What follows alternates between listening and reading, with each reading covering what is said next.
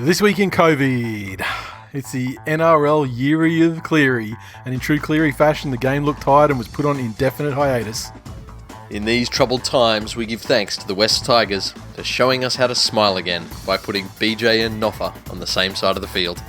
Coronavirus leads the Sharks to do what they should have done a decade ago. Send Paul Gallen on a fourth tackle hit up to Centrelink. Plus, we power on as best we can in the absence of a 2020 NRL season. All that and more this week in League. Coronavirus.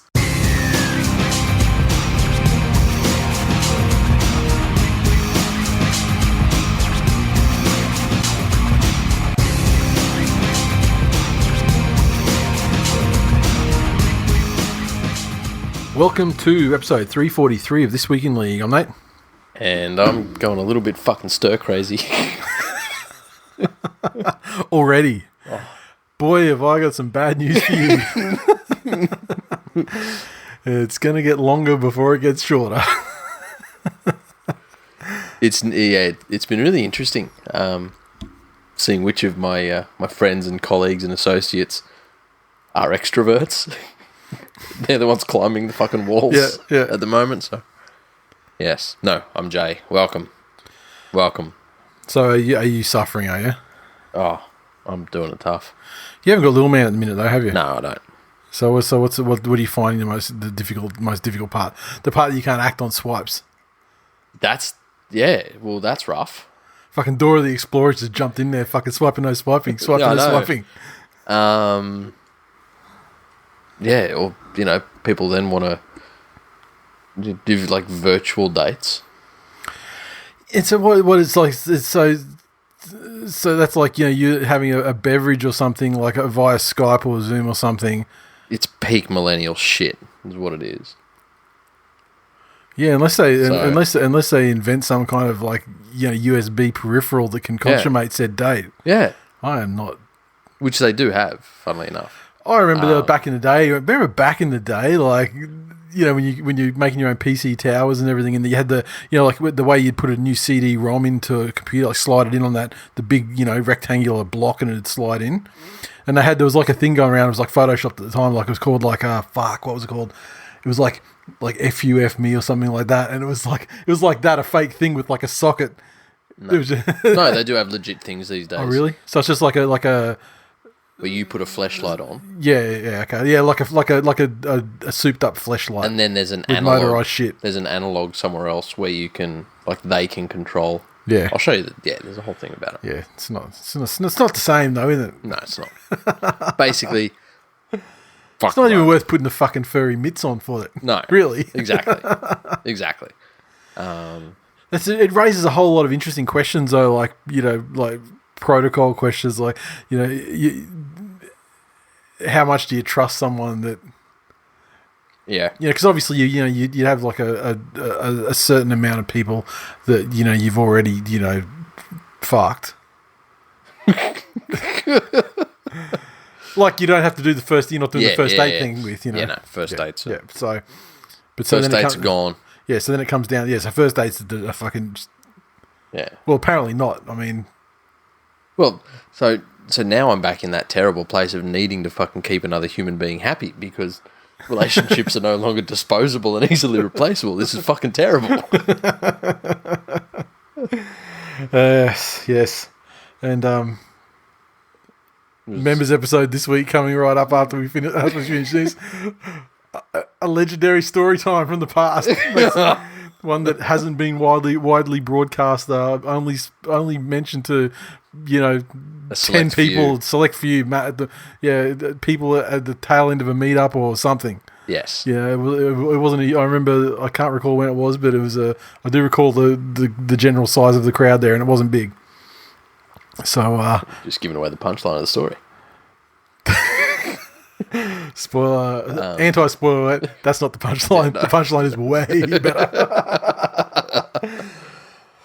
This week, as quoted by the great philosopher of the I guess 20th century, I believe his name was Hudson, played by Bill Paxton in Aliens. Game over, man. Game over. And the NRL has suspended the competition. We had a press conference the other day with Mr. Volandis and Todd Greenberg, and they eventually got to the point that the competition was going to be suspended, and that was pretty much the end of that. At the press conference, they stated that it was because of advice from their newly appointed, like 1 week old appointment of a pandemic fucking specialist or whatever. That's it. And they said that things had drastically changed in within the last 24 hours leading up to that press conference, and they had to shut it down. It was funny because it came at the tail end of the Queensland Premier's press conference where they said they were going to shut the borders, and I thought, okay, they're calling it because of the pandemic thing, but it's really because that's logistically they can't fucking do it because they got 3 teams in Queensland, and it's but then as it turned out, it came out later that Queensland on the down low were like, oh no, we'll let you through. We'll let you through, especially if you're doing like a charter jet thing where it's like you're going airport to airport, and But so it turned out to be on the the pandemic advisor convinced them that they could no longer ensure players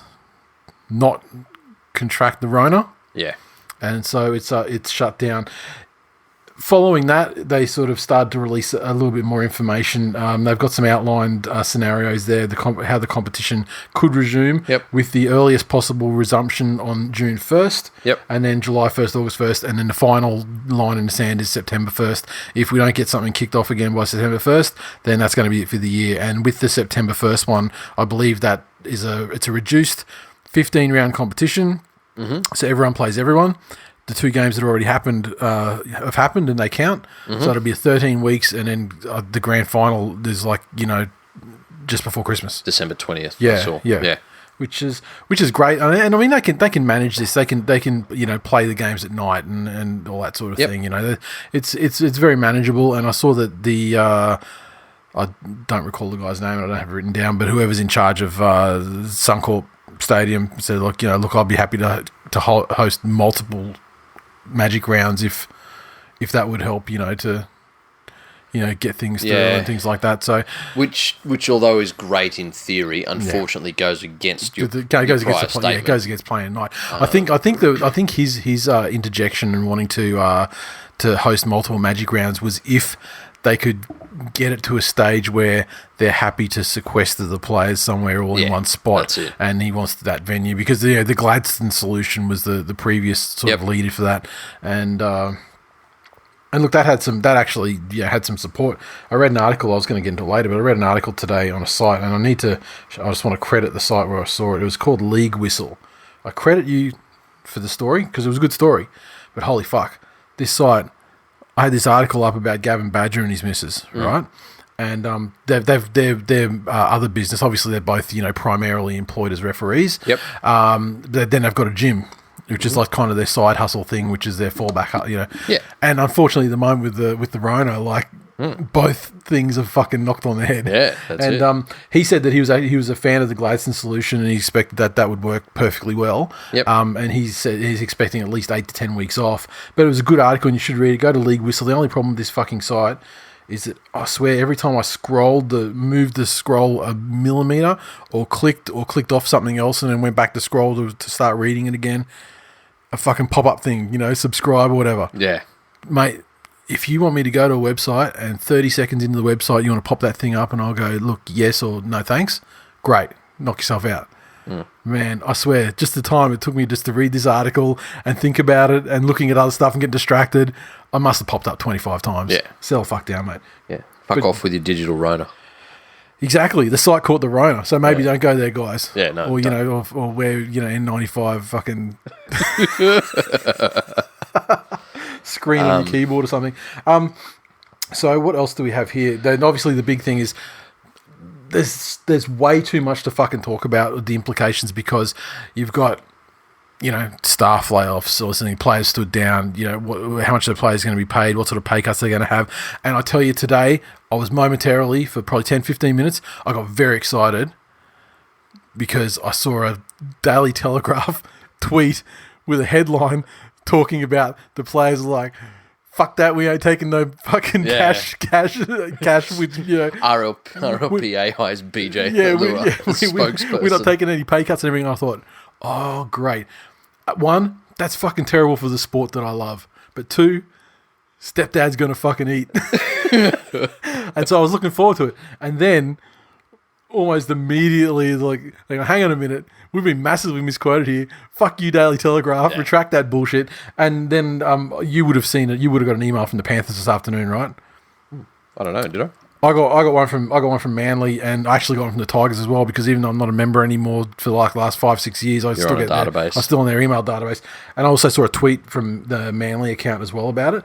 And what they stated was that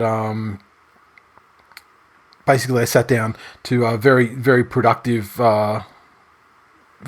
meetings and all of that sort of thing with Clint Newton and Todd Greenberg and senior players and executives, and basically they had a 2-hour talk, which was described as aligned, productive, and collaborative. They wanted to start conversations to resolve as quickly as possible what the current no game situation means for players, and Newton said that. Yeah, the ARLC supplied the RLPA with further information regarding the financial status of the game. These are difficult times. We're determined to get through it together. We'll always look after our people. The NRL has our trust, and we're committed to working with them to achieve the most realistic outcome for our players in these challenging and uncertain times. And the togetherness and unity across all stakeholders will be paramount in achieving the best outcomes for the future of the game. And they say that they expect to reach agreement by the end of the week on player payment conditions. There you go. Which is, which is what I would hope to have seen, but not what I expected to see. I expected to see at least, and I mean, like at least some sort of political posturing first to try and get the upper hand in, you know what I mean? Like, see, here's the thing. I'm probably a little bit more cynical on this than you are, in that at the moment, fucking nothing's happened. Exactly. All that says is that they've met, and that meeting, I assume, would have had very little detail other than what's become publicly available. That they're giving probably more detail about the actual financial state of the NRL, just for the purpose of setting their expectations on what they could possibly hope to achieve. Yeah, but that's the thing. You know what I mean? The financial state of the NRL is publicly available. Yeah. You can go and look through their fins. Yeah. You know? But they would have known this is how much the clubs are getting, and it would have been these are the conditions, and these are the things, and this is what we expect, and this is the maybes. Yeah. They probably would have gone through at a high level what the possibilities are for the TV deal. Yep. Because at the moment, and this is the tough thing, and this is the balance that needs to be struck here. You got to separate rugby league as the sport and the thing that brings us together. And fuck me, hasn't it brought people together? It really has. There's nothing like losing something that you love. Yeah. To just dial the cunt back a notch. I swear, it's even made me not care about fucking ignoramus Parramatta fans trying to claim like they're the premiers by default. Yeah. Like even that's not fucking even that's not bothering me. Yeah. Yeary the Cleary. Like fucking water off a duck's back. Oh, see now with that, we're just going full Snoop Dogg because I ran out of words that rhymed with Yeary and Cleary. So we're gonna put like easel in the middle. The Yeary of Cleary's been suspiried in definery. Yeah, that's how we reary. But so you take away the sport of rugby league and that aspect of it, then you are left with the business of rugby league. And that's something that I would hope that everybody sees as no different and no more important than any other business at the moment. Because I tell you what, there are some fucking bigger and more prominent and more well-run and more, inverted commas, stable businesses doing it much fucking worse than rugby league is at present. Yes. So with the business of rugby league, who knows what the next 6 to 8 weeks hold? No one knows. Absolutely fucking no one knows.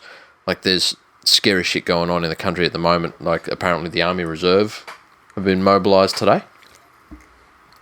What's that to do? Who knows?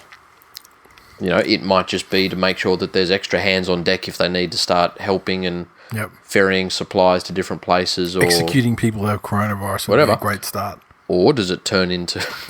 Look at Wuhan, no new cases. Yeah, I wonder why. Yeah, spot on. North Korea seems pretty fucking fresh aired.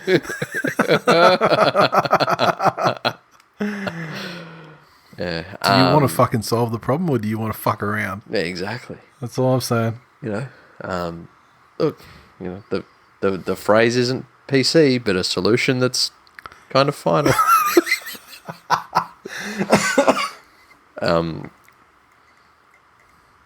But from the business side of things, this will get worse because at the moment everyone's in I feel this zen, almost lovey-dovey state, and it's that loss that's causing that.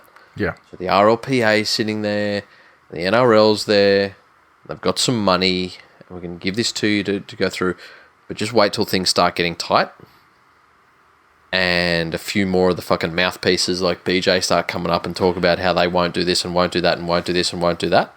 Although I did see today that Moley was bitching on Twitter that he'd called up a club to speak to his players and they've been placed under a total media ban. So I wonder if that's not fucking great to muzzle your BJs of the world. Yeah. Until such time as a deal is struck and, Well, you know what? Also, the fucking world right now doesn't need any spoiled football players on, 3 times the average wage in the state. How fucking great was it, though, for, the game immediately following his dickhead statements? Yeah. He just absolutely fucking embarrassed himself out there. Exactly. Yeah. We'll fucking get into that in a big way. Oh, we will. We fucking will. But yeah. This is far from over, and I fear it will get nasty once actual numbers are put in place. About I mean, if they can solve it if they can get agreement by the end of the week, like they are saying now, then they may head that shit off. Right, you may get some people that aren't happy with the deal that's struck by their union on behalf of them. That's it. But there are people at the moment that have had no deal struck at all. But what I'm saying is, because of the uncertainty of what's going to happen with this fucking disease, that any agreement is at best hypothetical, and any agreement will at best have. Well, it'll cover them for this season based on the starting dates that they've hyped. Yeah, they'll have if we kick off again on June 1st, it'll be this. If it's July, it'll be this. August, September. It's a choose your own adventure agreement. Yeah. Where you go, if we do this, you can do this. If we do this, you can do this. If we do this, you can do that. I think the RLPA's position will be, though, that they'll need to have the worst case scenario, and that will need to be agreed as well. You know what I mean? These are the 5 scenarios. How the fuck did you turn into this everything's rosy and let's think the best of people? Since when has the RLPA ever shown itself to be anything but an incompetent clusterfuck?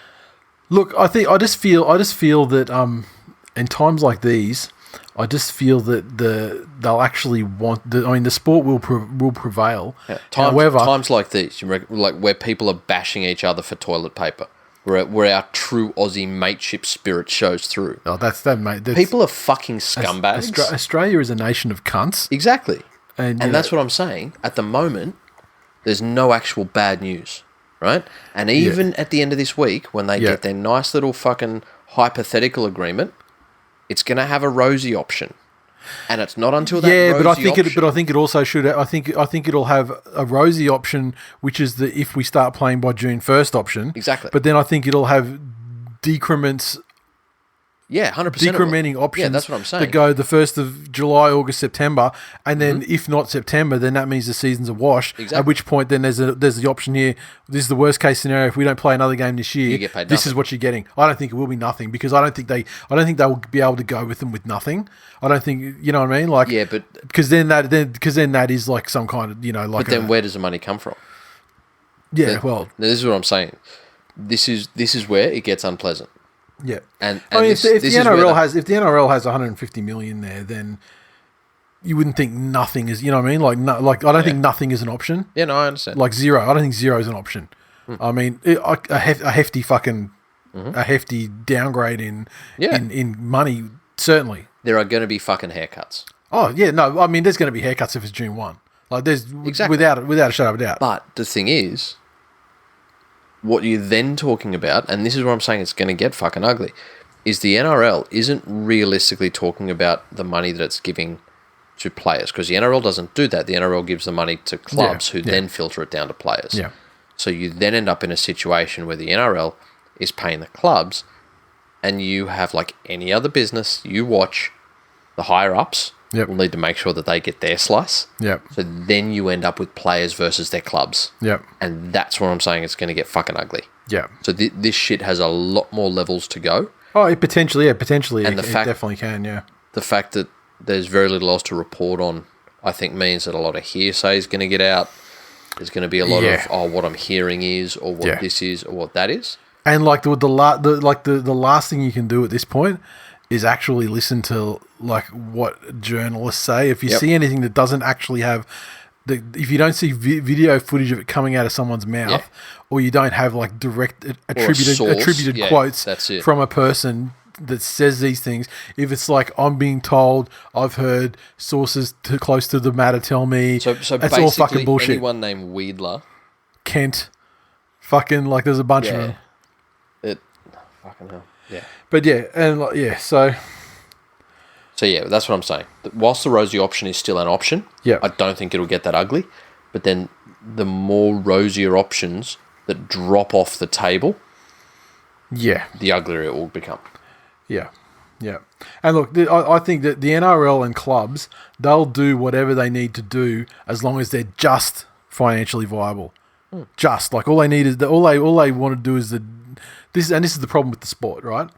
Yeah. They like if the NRL clubs were fucking massively cashed up, and the commission was massively cashed up, then they'd be the masters of their destiny. Yep. And then broadcasting wouldn't have as much power, and then they would lose out, etc., etc. And this is the sort of thing that David Smith was trying to get them to back in the day. You mean the fucking the financial, the banker, the business leader with a fucking multi-decade career in international finance, decorated fucking career, right? But he didn't know he wasn't a rugby league man. But like this thing, like, can you remember David Smith actually pushed Greenberg out of the TV negotiations back in like 2012, whenever it was. That's it. And then he said then that he was going to put $100 million in the bank. Yep. And here they are, I remember that so fucking vividly. Yeah. All the fucking Murdoch press just started writing articles about how slaughtered him. AFL was the way of the future, and AFL's the true Australian football code, and this, when he said, well, you know what, fuck off. And you know why that happened too, though. The current dilemma still largely has a lot to thank fucking Super League for. Yeah. Because News Limited they burned such enormous sums of money in Super League that in fighting the war, that they weren't going to leave the game until they had believed they'd received adequate compensation for the money they burned during that period, right, for their costs. And so when the commission came into being, and then News lost their last rights options for TV rights for TV deals, then they started to actually build a war chest. Look, and it's going to be completely blown from this. This is going to completely blow through it and have to start from scratch again. Is this an opportune time to segue into that email we received? Possibly in a minute. I just wanted to fucking shit on Todd Greenberg for a moment. Yeah, no, please do. I was going to say, look, I don't want to put the blame, entirely on the Super League thing, because at the end of the day, no matter how much money they put away, and it sounds like they put like 150 away, it's 100% true that they're fucking been a wasteful organisation with fucking Greenberg and his Super Bowl preseason junket, all the fucking gravy train cunts around him that go on research trips to fucking here and there and over the seas. That's it. $15,000 ring for fucking Barb. Like, all this shit now, first class travel, limos for every cunt. Like, so while it's perfectly fair to look historically about how the game has just started to get up on its feet since they got the commission up and out and got News Limited out of the game, at the same time you have to recognise that their fucking payroll and bureaucracy in the actual NRL itself is a contributing factor. Yeah. And like, I'm not going to present myself as the biggest fucking Volandis fan in the world, because he comes off a bit of a Homer Simpson character, but I mean, it's my understanding he did get racing through the equine flu situation that they had. That's it. And I don't think he's a very well-rounded like public speaker. No. But then that's why the political sort of veneer of Greenberg always tends to win through in these press conferences and stuff. And he's usually the guy that takes most of the questions, for that reason, because he's a politician. But I think that the spirit of his comments about keeping the game alive and stuff, I think he's in the right place. Because obviously, what I think clumsy as his words are, I don't think I think he's talking about not the game. I think he's just talking about the fact that the game isn't just like the commission and players. It's like an administration. It's like concession workers, people who do the chalk on the lines, fucking referees, bus drivers, television broadcast, and all the people involved in that side of things. Scoreboard attendants, the cunt who designs the KFC ads for the fucking bunker waiting screens. The guy at the fucking Titans that adds 13,000 to every fucking crowd figure they've got. all these fucking... Yeah, that's it. The game provides a living to many, many, many people directly and indirectly. Certainly does. And so I feel like he's kind of in the right spirit, but I just don't think he's got the political sort of ability to, necessarily verbally pull it off in a press conference situation. You know what I mean? That's it. But he may be the guy that gets them through. And this is the thing. I've seen that many people that get out there and say that, the game will survive, or this will survive, or that will survive, or this team will, or that team won't, or this team will, or that team won't. Yep. It's fucking pointless at this stage to make any sort of prediction. Because if you just look at, and again, we're talking about the business world here. Yep. Look at the companies, and I'm talking in peak times of affluence. Yep. So not when there's a fucking global pandemic. Yep. That's locking down the likes of which none of us have seen in our lifetime, nor probably ever will see again. That's it. India came out the other day. I don't know if many people saw this in the news, but the Prime Minister of India just basically came out and said, "Don't go to work in the morning. just don't. Fucking get inside and fucking stay there." And everyone did. So the whole country just stopped. But in times of fucking plenty, if 20 years ago you'd have said that Kodak wouldn't exist anymore. Yeah. Nokia wouldn't, in its current thing. Fucking Holden cars. Brashes. Brashes. Sanity. No, Sanity. There's one at Westfield up here. Oh, fuck, there you go. Sanity still exists, dude. Blockbuster Video. Yeah. So many of those, TomTom, the sat-navs that burst onto the scene and that everyone... They gone, are they? Yeah. Oh, I'm sure they still exist in some sort of tech function. All right. But the fact is that rugby league is susceptible to any other laws just as anybody else will. Yep. And look, let's get into that because it's probably a good time to get it out of the way now. Do it. Let me just bring it up because I wasn't expecting this early in the rugby league.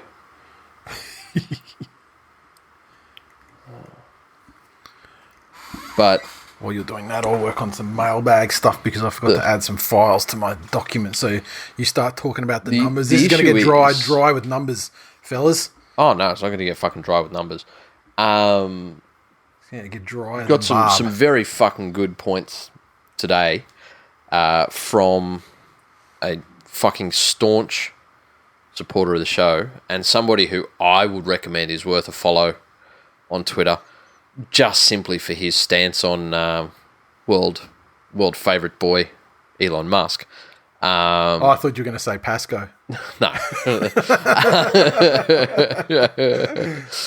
But his Twitter handle is at 88888s account. So they're the number 8s, letter S, and then that's a tremendous amount of 8s. It is. Lucky for some. But sent in some wonderful fucking talking points because there has been some fucking hate on the NRL for how they have managed their money. Now, not so much to the points you were making as in how they spent their money, but about what they didn't do with their money. So, and I read the email and then forwarded it to you earlier, and I read it and I was like, you're fucking goddamn right, man. And some people are angry at the NRL because they didn't buy stocks, or set up a fleet of fucking Airbnb properties. I don't know. So they expected that the NRL would Not put the cash in the bank. Just put the cash in the bank. That's it. So I'll start off, and let me start off here, and I will paraphrase in sections, but for the most part, this is verbatim. He says the value of the NRL is based on its ability to generate revenue. It has a monopoly on the most popular television and increasingly online content in Australia. Now, this is a fucking great point. You look at the TV ratings every year. The top events every year televised. State of Origin is 1 and 2. Yeah. And 3 if it's not a dead rubber. Even dead rubber's still in the top 5 though, right? I mean, that's still up there, yeah. And the grand final. Yep. You know, out of the top 5, 3 of them are fucking rugby league, guaranteed, maybe 4. Yep. Back to his email. Flight Centre is going to be restructured. Nobody is asking why Screw Turner didn't buy investment properties with profits. He reinvested it in his business, and his ability to restructure when he sits down with the fucking people he owes money to, just like the NRL are going to do, is going to be based on their ability to generate income in the future. That's what it is. Yep. This is a tough time. It's beyond our control. Are you happy to float us? This is what we believe we will be able to do in the future. Yep. Creditors or potential investors or people that are going to help with this restructure will sit down and then judge if they want to be involved in that based on the merits of the NRL's argument. The NRL ran $40 million surpluses over the last 5 years. Imagine the gronking off if they had have invested the money in stocks, even like Flight Centre, that's fucking collapsed. Mm-hmm. I tried to imagine that, and my fucking head nearly exploded. The NRL needs to focus on making revenue in the future once Nine/Fox can't afford the big dollars anymore, because that's coming. Yep. They need to invest in the product, not buying low-yielding assets for a, inverted commas, rainy day. 2 years in a row, the game has run $40 million surpluses, which people complained about. They now have $170 million in the bank. Since 2012, the game has accumulated $115 million in extra assets. What level of assets do people suggest the game should have accumulated? $1 billion in case of a pandemic? Really? I love the extra sneer you put on it is great. Man, I feel as if it is my own voice speaking here. These journalists are going to be shocked when they realise that their employers don't have a rainy day fund either. I'm sure they will take it up with Rupert. And that is a fucking great point. Yep. Why is it that the NRL should have, and people are like legit fucking pissed at them, you should have had a rainy day fund with rental properties for a pandemic? Well, the thing is that people basically are of the mindset where it's like, they hear the number for the TV rights deal was like, they hear that what they hear is $1 billion. Yeah. Why haven't you got $1 billion? Yeah. Yeah. Reasons. Tax, payments, staff, running costs. Yeah, and like I said, I mean, I don't think it's the slightest bit disputable that they are a wasteful organisation in terms of, probably payroll and things like that. 100%. However, I can go into any other fucking business on the face of the planet and find at minimum an equal amount of wastage that the NRL did. So what they did, and again, people see the inner workings of the NRL much more than anything. No one's talking about bank executives flying business class. No. But NRL executives do it, and everyone knows about it because fucking Buzz Cuntface Rothfield isn't flying business class, and he decides to write a jealousy spite article. And not to mention, he just has an agenda about shit. Yeah, exactly. I mean, Paul Kent, he'll love to fucking hit Manly because guess what? Yep. Fucking hates Manly. Yeah. Why? Because he fucking loves the Eels. Spot on. It's the way he was raised, and he's not enough of a journalist to be able to put that aside when he's using his inside voice writing articles. Now, here's the thing. All of the numbers on the NRL's finances, like I said before, are fucking publicly available. You can go and pull them out. Right? Yep. Go and have a fucking look. The generating $40 million in free cash flow from an asset base of $135 million is a cracking business. Try finding that type of return from a rainy day fund that would inevitably be botched or defrauded anyway because rugby league. He's right. Yeah. What happens, and all that happens is the investment goes through fucking 3 different hands, and can you imagine, like, how many property developers have hands in NRL clubs? Yeah. Start fucking selling property to the NRL and... Yep. It's fucking asking for trouble. The creditors, prepaid broadcast money, and by association, the clubs and players will need to sit around a table like adults and get restructured, i.e. take a financial hit. They should list the whole thing on the stock exchange and get busy on working out what happens when this media deal is no more. A free, like Fortnite, rugby league online console game should be the first thing on the list to get the kids involved, which is a whole other story, but Kent and Co., your mate, would sook about kids ruining their eyes or something. Just imagine like a Josh Dugan skin, and then like it came with like an emote, which was just like, you know, lying on the ground, sucking on a green whistle or something. No, it's just every 3 steps it just fell over. But then 1 out of 100 times, it got up really quickly and like you reload your weapon at the speed of fucking light.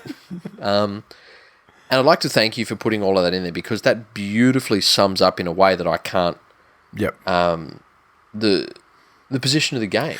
Because the most important thing to realise here, I think, is that this unprecedented situation that the game's facing is an unprecedented situation that the fucking globe is facing. Yes. And there are businesses that are infinitely better run and worse run than the NRL that are going to get just as ass fucked. Yes.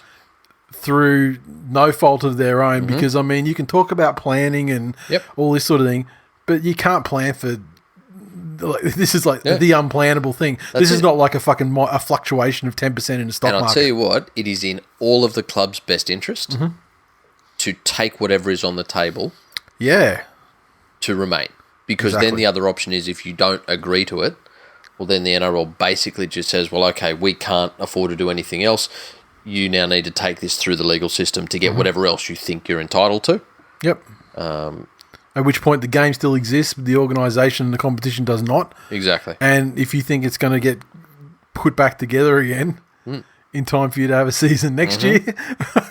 Oh, no, it will. 100% it will. If there's 4 clubs that don't want to, and it's so unlikely, I think, that would happen, then that's legit an option that they will say that, okay, the ARLC... Then there's all like the legality side of things as well. Like what happens, I mean, because the NRL, over the years has accumulated like the IP and all that sort of thing, and, under what conditions is that released, and, all that sort of, like, you would have to have very, very agile people. That's all minor details. Yeah. But it's not out of the question for them to shift. Yeah. And so... Like I don't disagree. I don't believe that it would be difficult for something to exist, but what form that is, though. Yeah, but again, all they would do is say that, okay, these 4 teams, this, so we're going to, and however it's worded, be it that this, the National Rugby League is the linchpin, or is it the Telstra Premiership that's the linchpin? But all of a sudden, it's no longer the NRL, and it's no longer the Telstra Premiership. It's the Telstra Championship, and it's the ANRL. Yeah.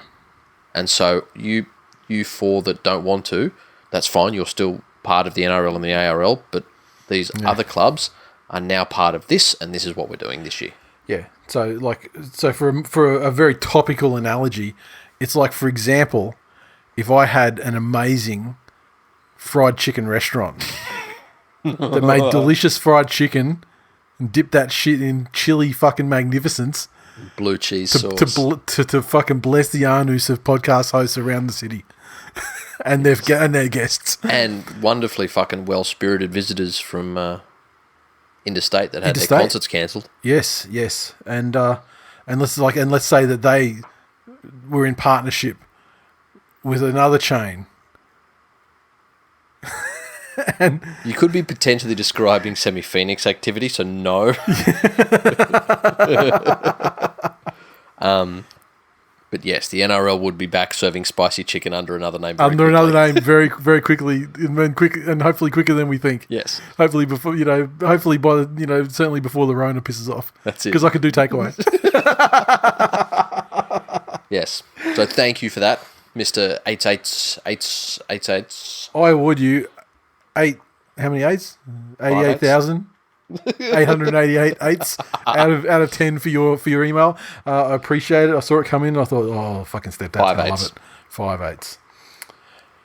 That's a And now I'm just going to do some mailbag stuff now, briefly, because this is stuff that I established was all completely just about this stuff, so it probably fits better here than anywhere else. Matthew said, was the coronavirus the excuse the NRL needed to cancel the game, or the real reason was the way that Leilua played on the weekend? Leilua brothers played on the weekend. Yes. They shall never fucking live it down. No. Ben, I think they're not even human beings that were born.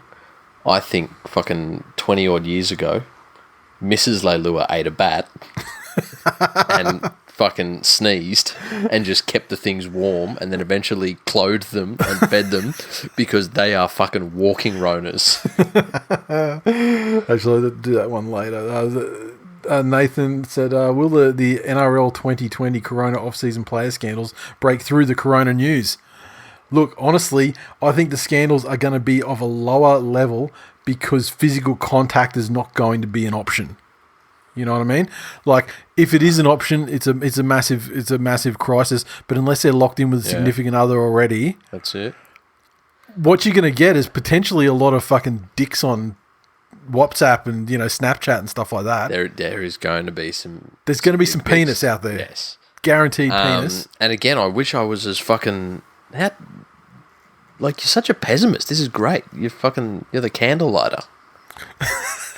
This is fantastic. I think, as always, there will be a distinction. There will be the Nathan Clearys of the world who are completely pragmatic and empathetic and will do exactly what's needed to do to, keep his conditioning in place. And also, to be perfectly obey fair, social distancing. To be perfectly fair, he was fucking born with an N95 chin that to protect his head from fucking any possible intrusion by the Rona.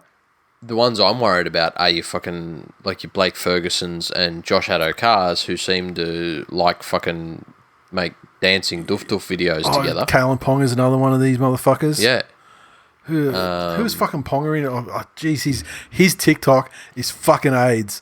I haven't gone to his TikTok, but these things get fucking shared into your face when you're not expecting them. Yeah. And you're thinking, who are these two fucking morons down? Oh god, it's fucking Ponga again. Yeah. Motherfucker, I'll give it to you straight. You can't dance. Not even one little bit. Yeah. I mean, for all this purported fucking footwork and speed and agility you've got, you demonstrate zero of it in your fucking kitchen floor when you're dancing, bitch. Yeah, exactly. Zero. So, yeah, those are the ones that I worry about. The lads. Who, will just, over the course of time, they'll get pissed and they'll send their penis out. Yeah. That's, because, or they're going to do something like they're going to publicise on social media the way that they've just fucking broken lockdown. Yeah, that's to get some hoe into the, you know what I mean? That's like that, yeah. something yeah, like that's yeah, going to happen yeah. if it's that's a physical thing. I do feel like the enforced lockdown and the closure of the licensed venues. Yep. That's probably going to take the rapes and fingerings down. Correct. I think.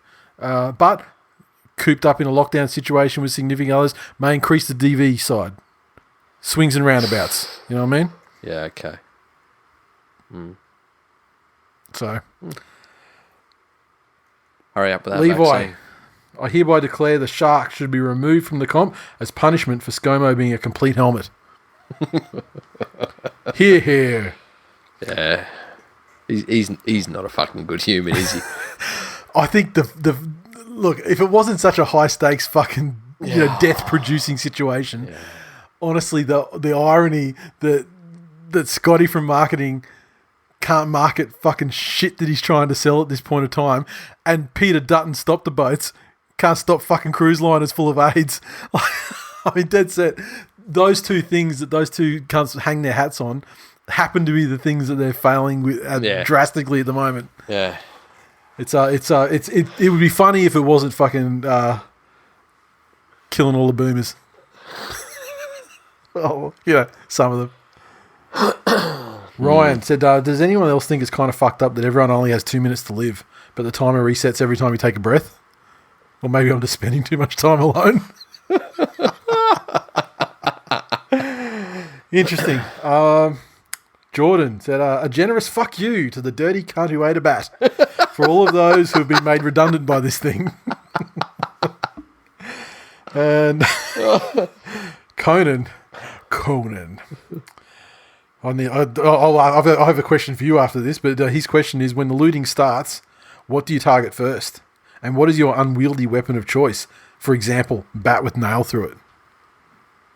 So first part of the question is, when the looting starts, what do you target first? When the looting starts, do you go for weaponry? Nah, I go for pouches of tobacco. Yeah. Because my philosophy is anywhere that's got weaponry in Australia, Yep. the only place that has weaponry is a retailer. Sure. And so I don't want to walk into a place defended by the only people that have the armed, products and stuff. Yeah. thing. So you leave that well alone. Yep.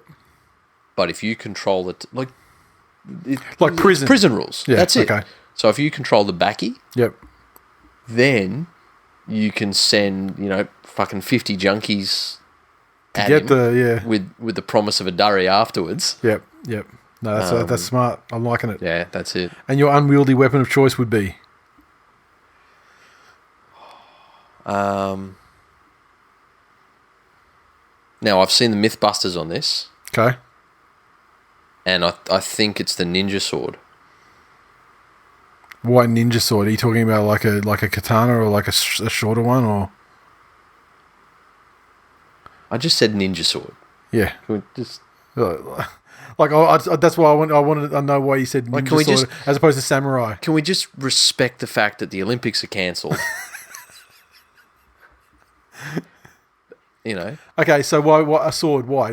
So you're a Japanese sword, not a broadsword. That's it. So because they're light and they're sharp. Yep. And they make a cool when you ching people. And you could grow it, and because obviously like stylists and things are going to be a thing of the past when that happens. You'll grow your hair out long into fucking dreadies and braid it, and you'll be start eating carrots like Steven Seagal. Carrying around too. And like to get them, think of the sort of guys that have Japanese swords up on their wall. Pussies. Exactly. So that'd be easy to get. Pussies that once had enough money to afford a return flight for Jetstar to go to Bali. Sure, the quality of the steel's not going to be as good, but I mean, you know what? In a pinch when you need to chop a motherfucker, I'm sure it'll do just fine. Fuck yeah. You only need to take a pinky to prove a point. Yeah, that's true. In fucking Jay's New World. Okay. Everyone going to follow that rule, you think? That's it. Conan, in return, I mean, the only question you would ask Conan, what is best in life? And he's probably like, yeah, I've never heard that before. You're so funny, you cunts. I think that's all that I had to say. Oh, well, we sort of spoke about the basic timelines. I saw some good infographics put up today by some fucking journalist on Twitter who I don't remember who it was. But he sort of did a timeline of, when would happen and how the rounds would lay out, which is kind of interesting.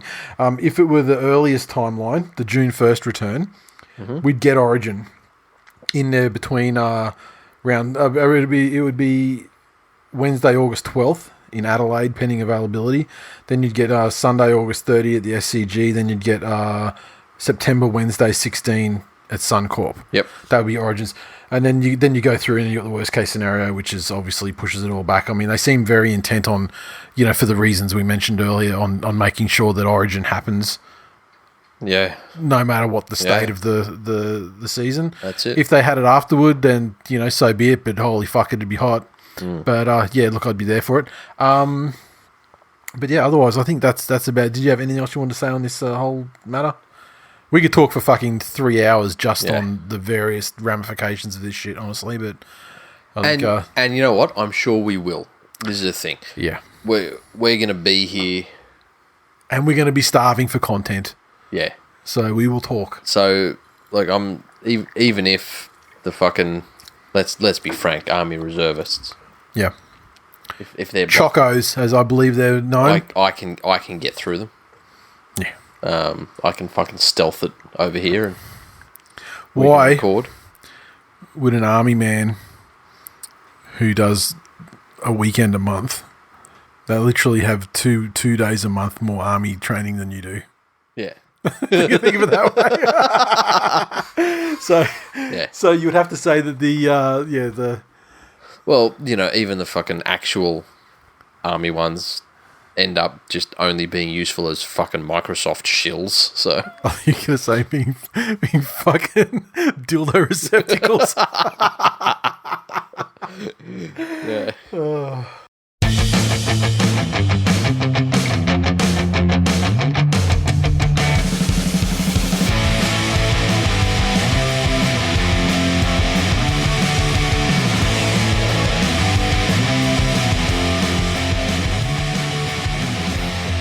Recaps. We don't really have any previews for the week, so I guess we do the recaps The old-fashioned the way. old-fashioned way. Yes. Yeah.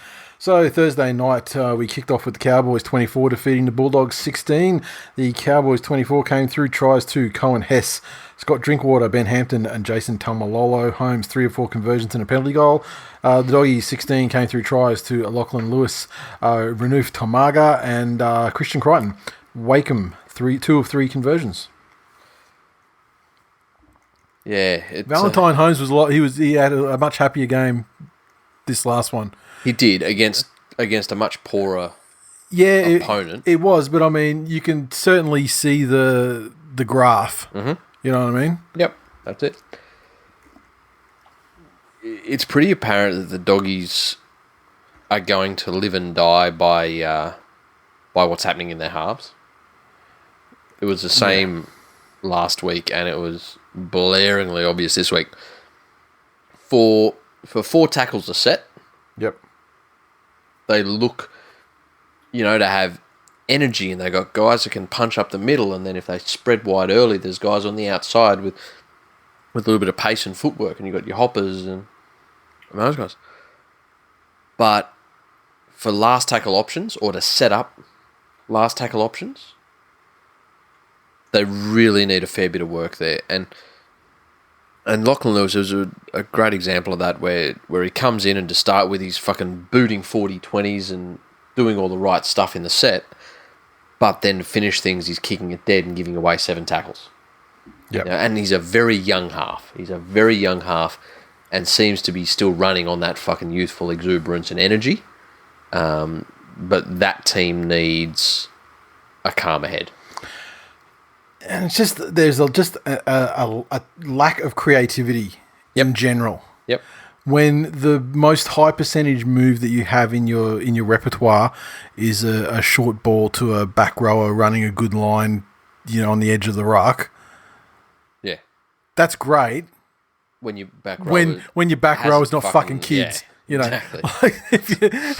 If you because I honestly believe that they would have beaten the Eels because they would have scored before the Eels got their lucky try. Was Harawira is he reverse Corona?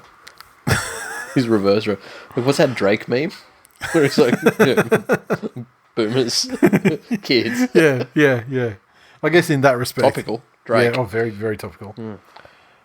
Yes. Again, I thought Drinkwater was good. Mm-hmm. I really like what he's doing. What I did love was the fucking JT wraparound play. Yes. Fuck, I love seeing big guys play like halves. I love that shit. That was absolutely fucking great. It's another one of these games where you think, Tom Lolo went well.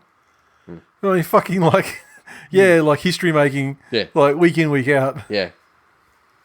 Is he the most underrated fucking player on production, like week in, week out? I mean, he's not underrated because he's getting paid top dollar and he's worth every fucking cent for for that club. Yes. But just in terms of like the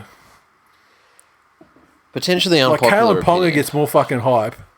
Yeah. For his play. Well, Ponga's more marketable. Yeah, but I mean, is a player who does nothing actually that marketable? At what point does the ass fall out of that market? It's because he can sidestep and he, scores the odd try. Very odd. Potentially unpopular opinion. Is Tom Lolo wasted in his hit it up, with all due respect, stat padding kind of role? Like, just take that many fucking hit ups and roll through and that many. Yeah, but I mean, like, isn't that the name of the game? Get a forward pack that can get that sort of fucking roll for you. Yeah, exactly. And then work off the back of it. But to your point, a forward pack. Yeah, so but I mean, in isolation. Yeah, but I mean, like, it's if that's the role. Can you imagine? What do you want him to do? Can you imagine him running a Ben Hunt? Yeah, but I mean, then he gets, then he gets reduced to like a kick-out sort of role, except maybe more like the most dominant player in the league. Oh, excuse me. Oh yeah, he's the most dominant fucking 50-second player in the league. How much did you beat the Roosters by? If we're using the reigning premiers as a benchmark. Plenty. Yeah. We had to play the Roosters coming off an embarrassing defeat to a side that wasn't fucking fit to carry their jock. That stings a side. Okay. They come back and they bounce back twice as hard. They didn't even play that well in the grand final. I'll be honest. No, we'll get to that game. You played them. You played them with their soul crushed. We played them absolutely embarrassed by their lack of application. No, they were resolved to not do that again. You basically were the guy at the bar that picked the girl up who's already been roofied and she's trying to stumble out. They've latched onto you, praying that you'll just put them in an Uber. Statistically speaking, though, that's incorrect. And again, you look at the dominance in run meters. So, the Bulldogs ran 1552 run meters and the Cowboys ran 1920. That is an absolute fucking shellacking in that stat. Yeah. But it was 16-24 against, realistically, one of the fucking worst teams in the competition. Yeah, I would like to think the Doggies would be more. They're more kind of. I'm saying JT needs some help. That's what I'm saying. Yeah, he does. I mean, like the Cowboys are by no means a top side, and they're by no means a complete side. By any stretch of the imagination. Mm-hmm. But I don't think changing his role improves them at all. You know what I mean? Okay. Because I think they need. Like, if you take what he does out of there, because there's no one that replaces that.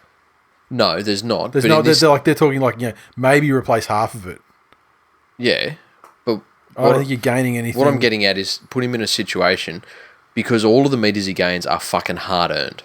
He makes the odd line break or whatever, and but they're all fucking hard earned, and they're all against big cunts and multiples of them. Imagine him out a little bit wider, where he's getting much quicker play the balls. I don't know. I'm just. Is he though? Who knows? Yeah. Yeah, you're right. Panthers 32 defeated the Dragons 28 at Net Strata Jubilee. The Panthers tries to Uppy, Cleary, Naden, Kickout, and Crichton. Cleary, 5 conversions and a penalty goal, and the Dragons, their 28 came through a double to Dufty. Lomax, Williami, Corey Norman also with tries, and Lomax 4 of 5 conversions. Holy shit. This game was... Game of the round. If you're a bug hunter or whatever we were talking about last week, if it's AIDS that you seek, then have I got a game for you? This was realistically a game that you should have won by about fucking 40. Oh, hang on. Do we want to read tweets about the last one? Oh, yeah, you got the tweets. Read the tweets. Yeah, sorry. Let's rewind a little bit and talk about that fucking absolute garbage served up on the second consecutive week by the Bulldogs. Yes. So Troy on Facebook said, how good's rugby league? Sadly, though, I think Jake Granville's days are numbered. I agree. That's sad for that guy. From Twitter, at GT351_Johns. Does anyone here know that pants-shitting PM ScoMo? If you do, please ask him to force the NRL to suspend the comp. I can't take Corona and this shit dog's effort at the same time. One or the other will kill me, I think. Hashtag suspend NRL season to save me. From Twitter, at Mr. Hectic said, you would think a pub side would be used to playing in front of nobody, yet here we are. At Jesse MC21 on Twitter said, Lachlan Lewis cheering like there is a crowd there has already made the night.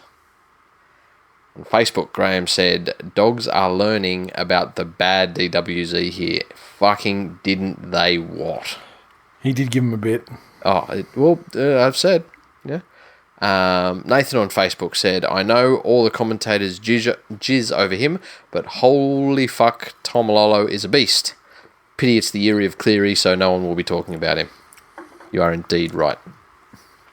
And Terry on Facebook said, please end the season now. No sponsor, no crowd, no attack, no points. Fuck.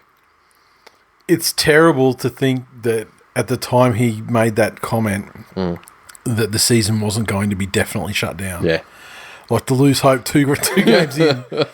If someone put that down there, if it was like on Tuesday afternoon or on Monday afternoon before the announcement or whatever, then you'd be like, it's gonna. That's it. They're gonna shut it down. Yes. Like it's been all over social media. Yep. But no, to actually lose hope when you expected more games to happen. Anyway, back to the Panthers. They did that, and the Dragons did that, and the Panthers should have won by a lot. And then the Dragons came back, and then the Dragons should have won by a little bit. But they could not I tell you, it's like they got magnetic fucking Mars bars. It's like, what's that phrase? Like, water always finds its level. Yes. The Mars bar always finds a dragon's anus. Nature abhors a vacuum. Yeah. And seeks to fill it with Mars bars. The fucking danger here, and I said it on the show last week, I'm nervous about the game. Mm-hmm. I said it to everyone I spoke to about it. I'm nervous about the game because there is nothing riskier in the fucking known universe than a Penrith Panthers team that's coming off the back of a win that they probably shouldn't have gotten, or on paper shouldn't have gotten, because all they do for the next week is go, yeah, we've cracked this footy code. We're good at this footy thing. And especially if they came out and got out to a flying start, which they did. It was then at the drinks break because it was played in quarters, not halves. But they just completely lost focus. But the really positive thing for this team, this team's a young team and it's a team going through growth and change, is that they're now learning to do all of these different things, not only as a unit, but without Maloney. And so last week they had get in the grind. The Roosters are going to come at you and you need to stay in them and match their intensity. This week they had the thing of, we think our shit doesn't stink and that we can do stupid things. And, no, the other team's come back and scored a bunch of tries because we keep throwing fucking intercept passes. But they managed to keep their resolve there as well. So they're two very different situations that you have to get through mentally. And they got through both of them. When you've got a team that is known for one thing, you've got two teams that are both known for one thing. The Panthers are known for coming back at the end. The Dragons are known for choking at the end. This was an absolute fucking slam dunk, foregone conclusion. No matter how many points the Dragons managed to accumulate prior to that last 15 minutes. The thing that worries me about the Dragons is, and it was similar last week, there's really no creation of their points. Yeah, I mean, if they were on the verge of 18-0, but for an intercept, that prevented a try and also gave them one themselves. Oh, yeah, music's starting. Whoop, better mute that channel, hey? That's weird why that wasn't muted, actually. Oh, it's just one little one stuck out there. Nice. And people listening probably didn't even hear it. Such is the quality of the microphones. Fantastic. But, yeah. And again, Cleary, as the first year of having this as his team, had times where he, really came back into the game and took control of it. And there was a period in the middle where he probably wasn't as dominant as he will need to be moving forward. But then when he did get back into the game, when he did start forcing those repeat sets and really troubling them, Penrith looked a different side. So, #Year of Cleary. Those are over. And that was agreed by at the biggest tiger on Twitter. He said, "Oh crap, is it the Yeary?" #Yeary of Cleary. At It wasn't even the month year of Cleary, though. That's the thing. Well, we're still in the Erie. Yeah, it's done, though. The Erie is Kintiri. If I were Clint Newton, and if I really wanted to win hearts and minds, I would say, look, 50% is what the NRL proposes. Fine, we accept your 50% pay cut, but we also want to have all instances of Yuri of Cleary stricken from the fucking record from now and going forward, and any future utterances of said phrase. Yeah, well, Clint will void any deal that we have. Clint is too worried about his legacy. I thought he was too worried about the fact that he was banging Jennifer Hawkins and broke up with her. Yeah, he's very sad. That had haunted man. At Giannis_Mateus on Twitter said, sick to death of Dragons fans criticising Mary. He's currently leading us to the same loss ratio as the Roosters and the Sharks and the Warriors and the Dogs. At James Smith 1001 on Twitter said, Yuri of Cleary. Yes, succinct. Michael on Facebook said, I'm starting to agree that Yo is a good player when he has an idea which planet he's on. Yes. Our friend at Fat Harry Lazy on Twitter said, I know what he's going to say. # undefeated, # provoke the choke, # Yuri of Cleary. That's it. The game's wrapped up in 3 hashtags. At _JDHD44 on Twitter, one of my teaching colleagues, said, the worst thing about these Mars bar fucks is that they give you hope, and then they take it right away at the death. I've dead set got victory blue balls. And fucking comment of the entire round goes to Tristan in the Facebook group, who's added a new definition to Urban Dictionary. To Cleary. Verb. The act of seducing a rival, convincing them to get furry in the theme of their team's mascot, and initiating some very dominant lovemaking before rolling over and letting them get on top. However, just before their climax, you flip them over and use your chin to push a Mars bar into their anus. While they are still frozen in shock, you reveal that your dad was in the room the whole time, directing your performance from behind the curtains. Example. It took me a month of seduction, but I finally managed to pull a Cleary on that Dragons fan. Awesome work. Only 14 more needed and you might pull off the fabled Yuri of Cleary. Look, honestly, shut the fucking season down. I mean, how's it ever going to get better than that? It's not. It's not. I mean, the gauntlet's down, and I say that knowing that we're going to get a lot of people who inside their head think that they can better that. Look, I'm saying, you and I have already discussed, an early fucking front runner for Rookie of the Year. Yeah. But Tristan, that's fucking stellar work. It is. That's fucking stellar. Broncos 22 defeat the Rabbitohs 18 at Suncorp. The Broncos 22 tries to hat-trick to Katoni Staggs, one of which the referee said should not have been awarded. Milford also with a try. Osako 2 of 4 conversions and a penalty goal. The Rabbitohs 18 tries to Campbell, Graham, Cody Walker, Alex Johnson. Reynolds 2 of 3 conversions and a penalty goal. Broncos were up for this one more. Quite simply. They were. I mean, they do have trouble keeping their heads in games at the end. Mm. And, I mean, both times they've had teams come back on them, just not quite enough. Mm-hmm. But they're definitely, up for it this season. Yeah. However, I feel they've played some very fucking self-destructive opponents to date. And, wow.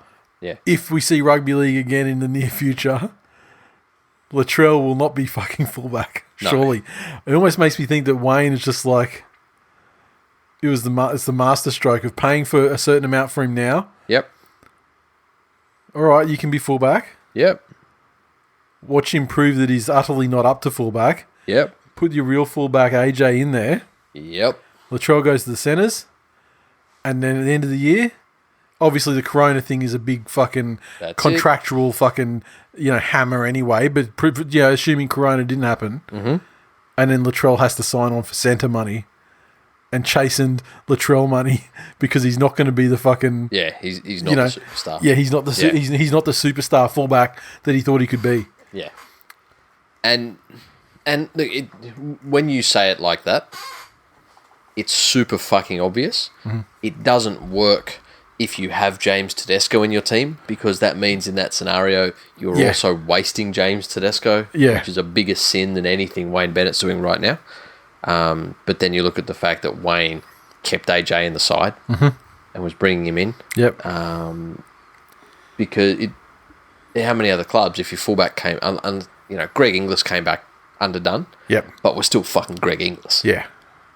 Exactly. So Exactly. I think now we can almost put the comparisons. The next Greg Ingles thing, we've had the opportunity for a direct comparison. And sure, it's not a long opportunity, but I mean, Greg Inglis didn't necessarily have to warm into it that Greg much Inglis either. came back overweight, underdone, every fucking preseason, and was fucking dominant right from game one. Yep. You know, all you could say was, gee, he's not as great as finals Greg Inglis. Yeah. Like, that's the only negative thing Or you could have said Greg about Inglis it. or Yeah, something, exactly. But in this one, when I say that the Broncos are up to it, it's a fucking grudge match now between Bennett and Seabold. Well, I mean, such a rare situation that I can't ever remember. Like a direct swap of coaches in the off-season when they were supposed to be the year after, and then all this bad blood, and then there's like all these fucking guys trying to get released early, and, you know. But I thought Flegler was fucking impressive for Brisbane as well. Yep. And realistically, they out-enthused them. We actually got a Milford try that was, somewhat similar to like a Canberra Milford try. Yeah, fucking oath. Like there was evasiveness and going backwards and weaving around, breaking through a few tackles, getting 10 metres out, then backing himself with still like no real clear path to the line, but still backing himself with a bit of speed, just to sort of slice through enough that he could cross the line and get the ball down. Mitch on Twitter at MitchDoyle13 said, "Fuck me, if no crowds mean these cunts keep trying this hard to milk a penalty every second hit up, I'd rather have COVID-19.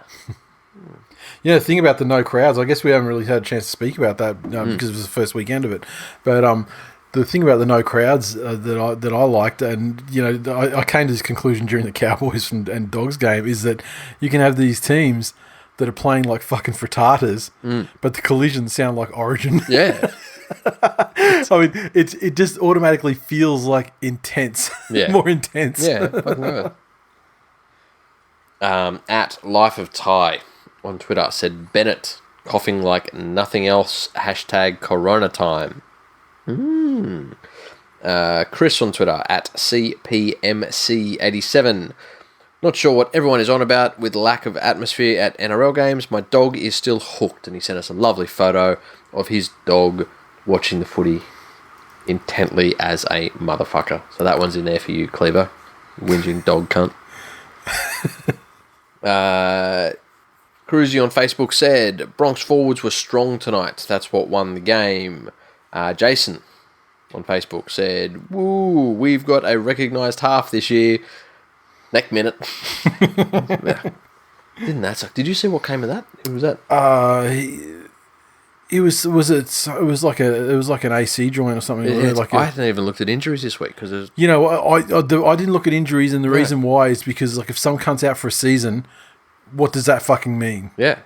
Like, does it even mean so? And like if someone's out, well, more importantly, if the season's a season, but if someone's out for 3 or 4 weeks, what does that mean? Yeah.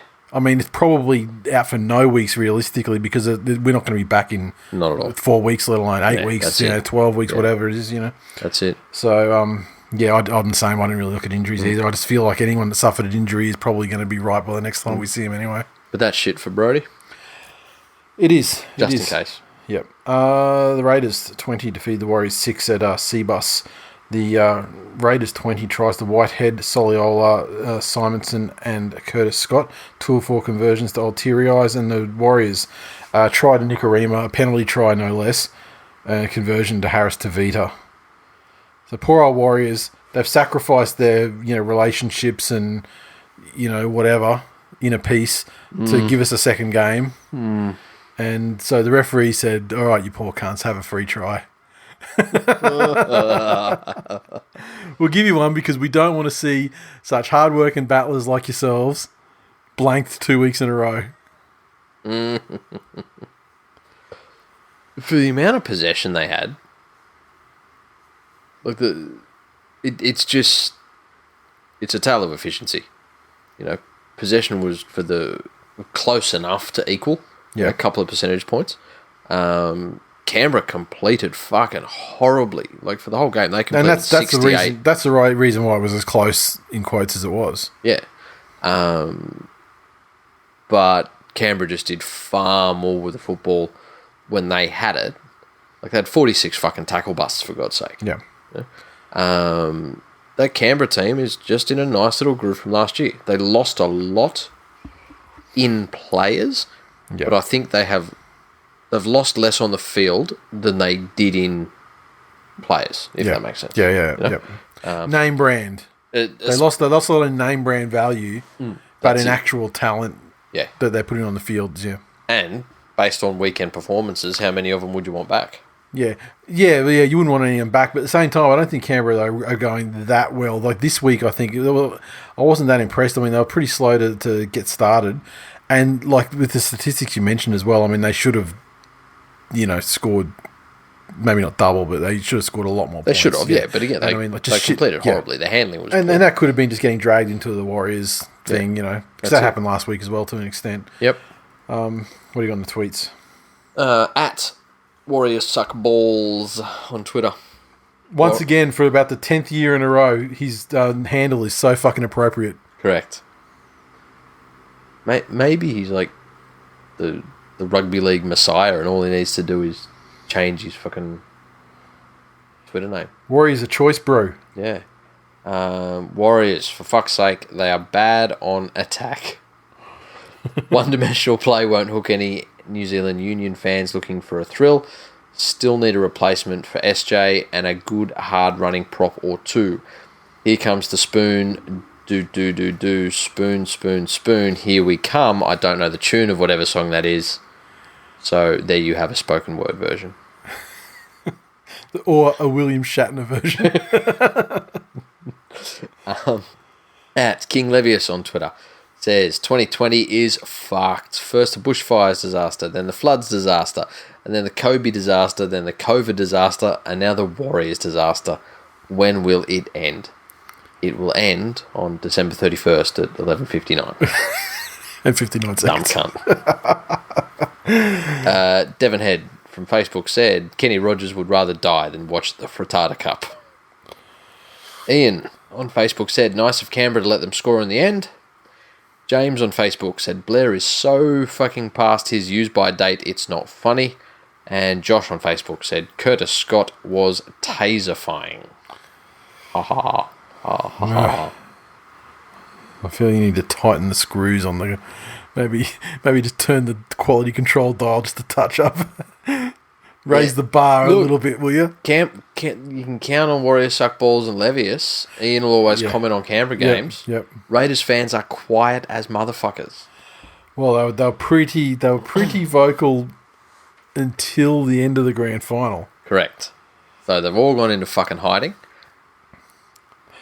The mighty Manly Seagulls 9 defeated the Sydney Roosters 8 at Leichhardt Oval, and the Seagulls tries to Tommy Turbo a conversion, 2 penalty goals to Garrick, field goal by Mr. Clutch Daly Cherry Evans himself, and the Roosters 8 came from a try to Tupou, and 2 penalty goals to Flano Jr.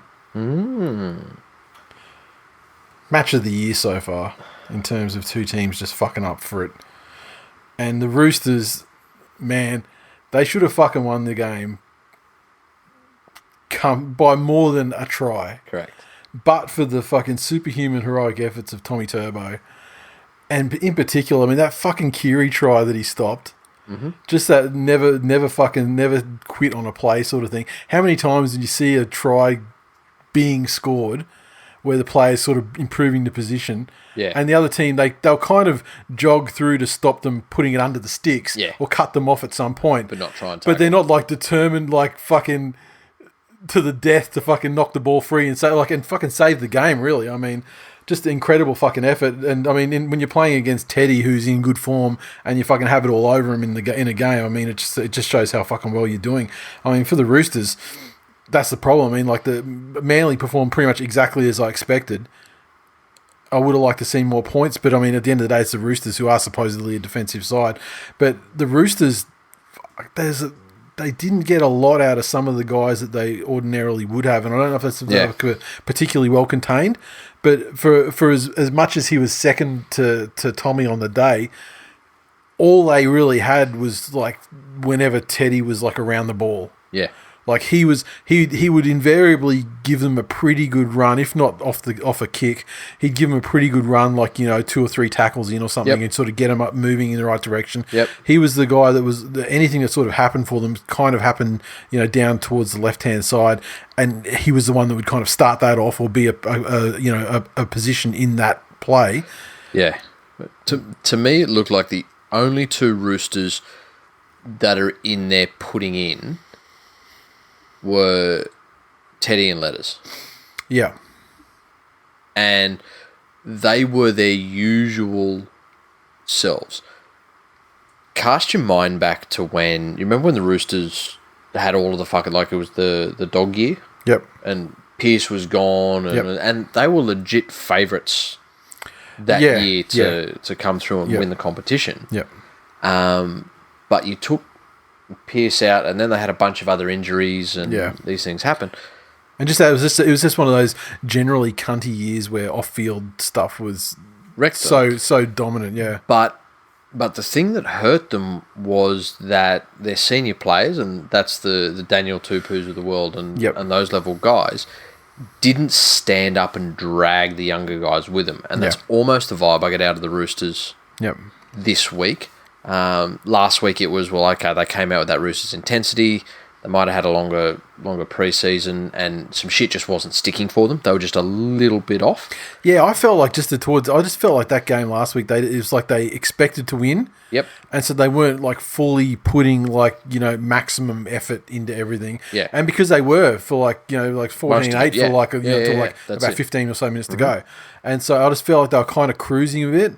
And then when it was like game on again, they just never got out of that cruise sort of level. And it was a similar feeling this week that they were just a pace back in focus. And I don't want to say effort. Because I feel like the actual effort in this one was miles away from last week. Although they actually fixed that. Yeah. The only problem is I just don't know how much juice they're going to get out of Kyle Flanagan. Yeah, he can improve. I'm sure he can improve, and he is in a new side, and he has to learn his place and all that sort of thing. Yep. But fucking, it's a gaping chasm from the summit of Cooper Cronk fucking mountain. Yeah, exactly. Down to fucking Flano Valley. There's some fucking very different sinews. That are going out. But. Yeah, and again, you look at Keary, he's now being expected to not only take... He's in a similar situation to Nathan Cleary. Yeah. He's not a New South Wales representative, but he's being expected to lead his team around. He's taken over from a representative player who's had success at multiple different clubs. Yep. But he's also lost the gel and the cohesion of his side of the field. So Latrell's moved on, and that's a whole new side there.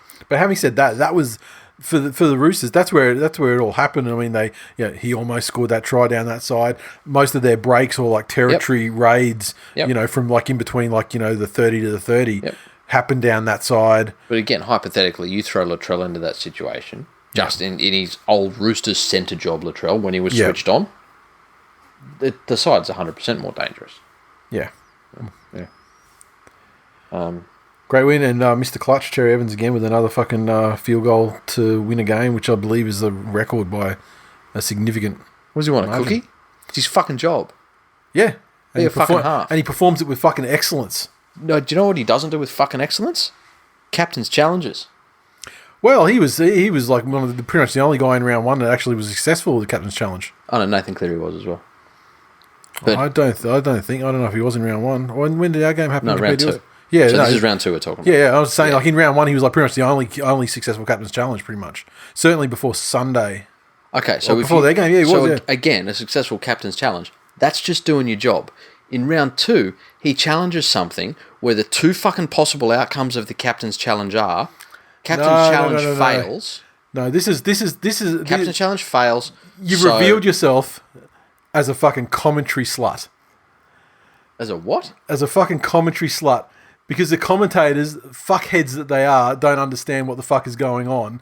They put forth their hypothesis. Oh no, we went through this at Fat Belly Jack's. Yeah, your situation is impossible, and we will review the fucking video. I have. He was trying to see if I believe who was it Tupou, or I can't remember who it was. If the player that was in front, whoever the East player was directly in front of Sully, when he swung at it, if he actually got any of the ball, making a Roosters knock on and restarting tackle count. No, that's what not at all. That's what it was. Not at that's all. what he was wanting to check for. That's what he was wanting to check for. Okay, well, maybe I want to check if there's any big booty hoes out in your garden hiding there waiting to get fucked.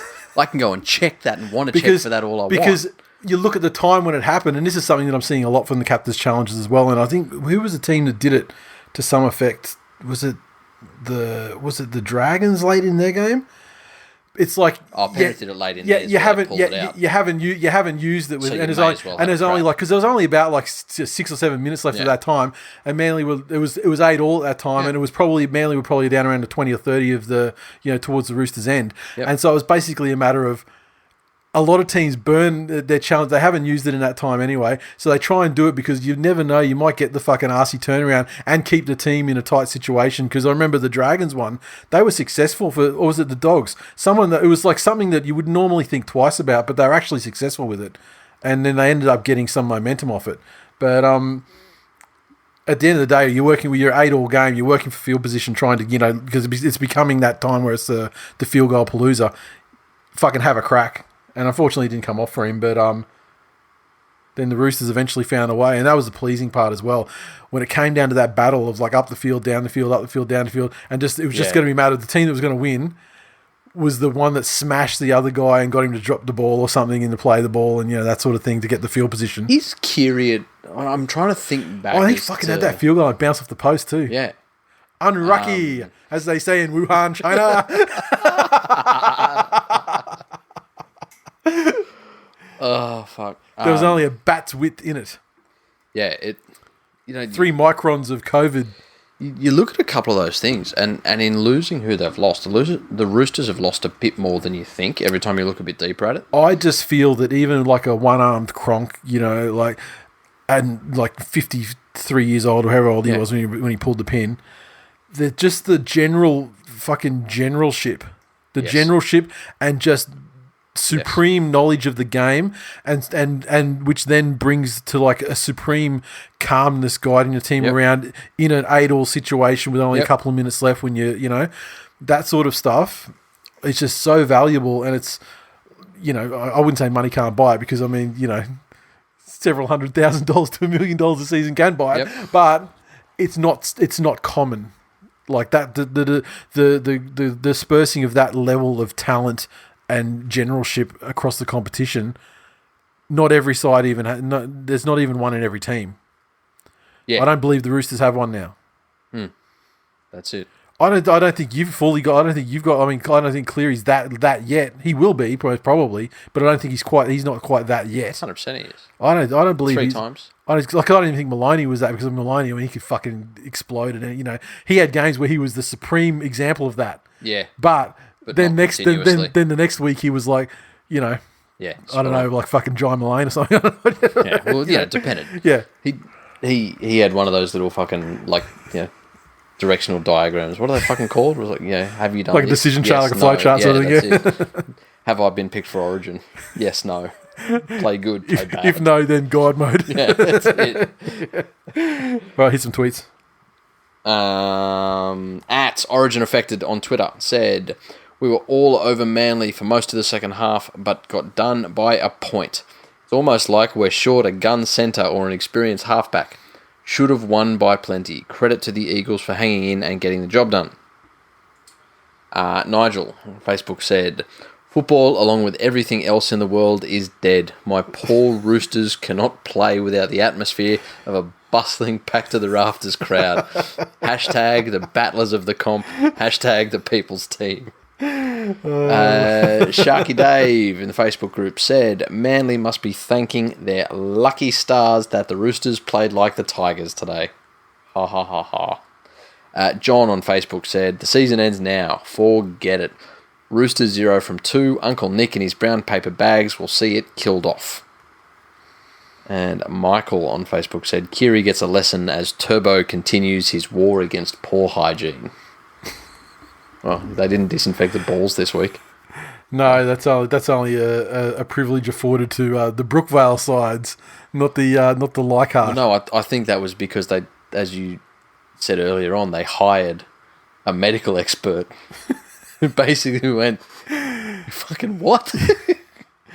But honestly, though, how could they have ever thought that was the thing? I just feel like it was a pantomime to give the illusion of, look at us caring about... Please don't shut us down. Please don't shut us down. Because have you ever seen a sport so careful with the germs? The Storm 12 defeat the Sharkies 10 in Jubilee Stadium. And now they are the tenants of the Dragons. Hashtag Dragons won the trade. Storm had a try to Kamakamika. Smith a conversion and 3 from 3 penalty goals. The Sharks had a try to Billy Magulius. And Johnson 1 conversion and 2 penalty goals. Sharkies should have won this fucking game. They should have won this game.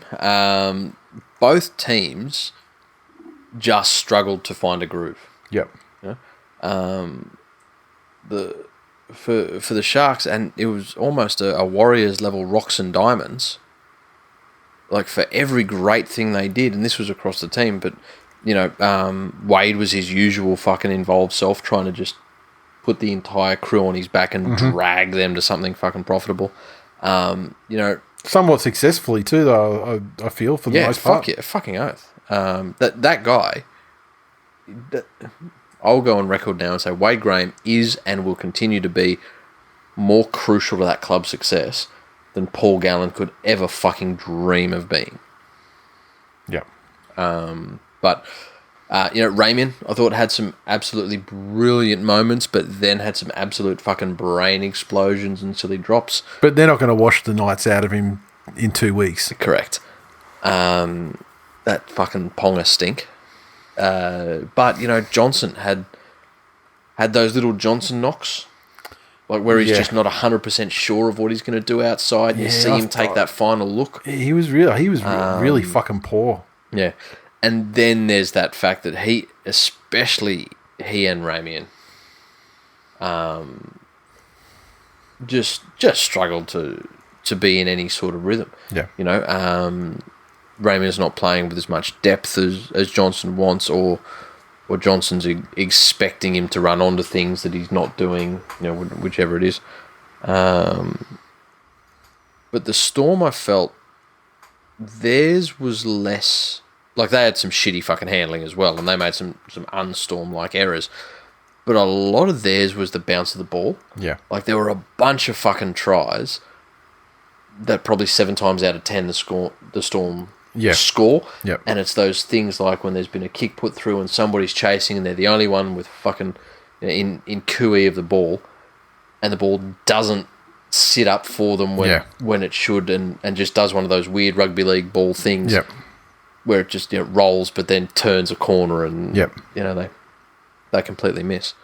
It came down to the Storm just doing Storm things. Both of the tries were pretty fucking simple, because there was some offense thrown at each other, and their goal line defense on both sides was great. Yep.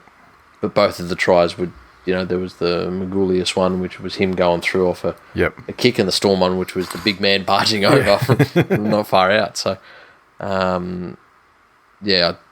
fucking poor Storm players going into an extended lockdown with that as the last performance that Bellamy's working them for. At the end of the day, I think he'll decide against infecting them with coronavirus, though, just because they do have 2 wins. Yeah. Despite that. Yeah. And, and Bellamy's, although Bellamy does get teams up for round 1, he's also a guy that rests his teams and things like that. And he's playing for the grand prize every season. Yes, he is. And he's not fucking around just to trying to be, March or April premiers. Yeah. The Knights 42 defeated the Tigers. Oh, actually, sorry, mate. You got to get your tweets out there. Do we really? Who wants to know what fucking shit cunt Sharks fans think? Oh, I'm sure Kay would have said something funny, didn't he? At BD.43, whatever his fucking thing is now. Coward. That's his coward handle. Coward handle. His real name is BENDUNN. Speaking of fucking cowards, he has thrown one here at his fellow Sharks fans. Ooh, let's hear it. Because there were almost no comments for this game. Said the lack of comments for this match actually sums it up pretty perfectly. Because all Sharks fans are fucking cowards and don't have the fucking bottle to get in there and give any sort of thoughts on that game. Super Grover, the Facebook group, said the hashtag thinking fans team just rolls on. Win ugly or pretty, we just win. Hashtag go storm. Hashtag peptide free since 99. At JDHD44 on Twitter said Gunagugu might be the dumbest cunt to lace up a boot since Sean Lane. And our friend at Special K Online said, in all caps, it is time we take action at Cronulla Sharks. We need to rid ourselves of the virus that has infected our 13 jersey. We must act now. Let's make 13 great again. At Scott Morrison MP, at South Shire Council, at us, at NRL, at Real Donald Trump, at China, at DFAT, at Wuhan. Hashtag up. Oh, the DFAT one is on to fucking kill me.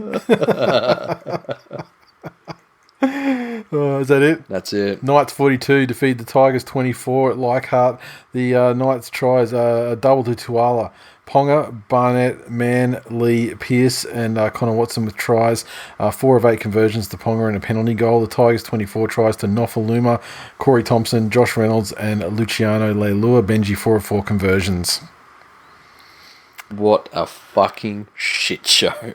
With 20 minutes to go, it was fucking, well, maybe even 15. It was game on. Like, it was close. I don't remember what it was, like 28, 24, maybe, something like that. And I was just thinking, how the fuck is this Knights side so close?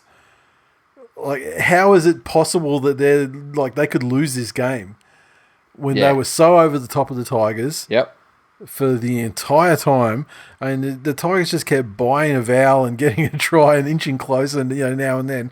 But thankfully for if you're a Knights supporter, they blew out the margin to probably about what it should have been. By the end. But man, there are some fucking mental midgets on that West Tigers side. Yeah. And, like, I know you can look at Leipana's best of Leipana from fucking 2000 and whatever to whenever it was and think, wow, there's these flick passes and crazy acrobatic tries. And, let me tell you, you put it like, well, I put it out there. What's the Leipana thing for Leilua and Nofaluma? And my suggestion was Lades. Because it's just fucking offensively. Yep. Offers nothing except for fucking the slowest length of the field intercept try I've ever seen in my fucking life. I don't think you could have gotten fucking. I don't know who's a slow play. Like George, I was gonna say George Rose, but he's actually fast for a fat boy. But like, I don't know, like James Graham. Length of field intercept try wouldn't be. Luke Lewis was tackled trying to score length of the field intercept tries, running at a faster clip than this. That's it. And looking back on Leipana, look, one side of that partnership was doing much more. Well, yeah, I mean, obviously the finishes are coming from the Parna side. Yeah. So yeah, he's not in Kansas anymore. No. But fuck me, there was some positioning decisions, and I think like it was the Ponga try. That one killed me. They fucking killed me, man. You know why it killed me? Because Ponga scored a try. Yeah. But why he scored? Two things killed me in this fucking game. You just set me off. The first thing, let's rewind it. The first thing that fucking set me off in this game was Ponga throws an intercept try, but it's Nofaluma that gets to score it. Yeah. If it had been Corey Thompson or something, I could have enjoyed the shit out of that. Yep. But it had to be AIDS passing to cancer and, one of those two prevailing, in the battle of who gives a fuck. It's basically two guys in Wuhan and one goes, here's a bat, and the other one goes, oh. And And then the second one is the one you no doubt was going to bring up. It was when it was a scrum or what? It was the base of a scrum, and then fucking Leilua just dives in, just pinces in on fucking nobody. Yeah. He wasn't even a deke. He wasn't like, I don't know who it was that he tackled, but he had nothing to do with the fucking play at all. Like he wasn't even deceptive, or he wasn't in position enough to be an elusive decoy. He just, for some reason, it's just he's like, Jersey smash, and just fucking thus leaving fucking Nofaluma out on the sideline. The only thing I can put it down to, and what I did was I tried to get myself into the BJ mindset. Oh, yeah. So okay. I went and sniffed some glue. So he ate a bat. And none of that fucking fancy 2-part epoxy shit. I was on the fucking Tarzan's grip. Yeah. And I sniffed glue daily for about 8 years. And I figured that put me in a BJ sort of headspace. Yep. Only thing I can come up with is that he thought, okay, he's thrown an intercept. Maybe I can get one too. But Ponga was way back there. No, I know. Like, it's all I can come up with. What happened was that somehow, despite the play developing 2 meters behind the decoy in quotes, he thought that they were going to go short to that guy who was 2 meters in front of the guy passing the ball to what would have been that guy. Yeah. And it was like it was a hero play. He was jamming in. Yep. Like he was trying to be like, you know, George Tafur or something. So he's jamming in on a guy, but then Nofaluma's like fucking right out in the sideline. So even if Ponga hadn't have scored that try, it was still 2-on-1. It was like a big gap for Ponga. Yep. And then there was another guy 1-on-1 with Nofaluma right out in the sideline. Yeah. And then you see when the try is scored, Nofaluma gets up with this. What the motherfucker? What was that? Yeah. Sort of like straight at BJ. Yeah. Which I love. Fucking just Get inject hooked that into my veins. Just inject it straight into my dick hole. Yeah. Oh mate. Did show how fucking absolutely short-sighted the entire shit cunt Justin Pascoe organisation is for trying to fucking blackball poor Josh Reynolds after he was getting blackmailed by somebody doing the abhorrent things that woman did to him with lies and deceit. Yeah. But the fucking Pascoes of the world will try and use others' suffering for their own gain wherever they can. And then Josh Reynolds, counter to West Tigers culture, comes back and puts in an effort like he did to try and undo all the shit country that was out there on the fucking wing. Yeah. To no avail. No, not at all. Benji as well. He tried. He did.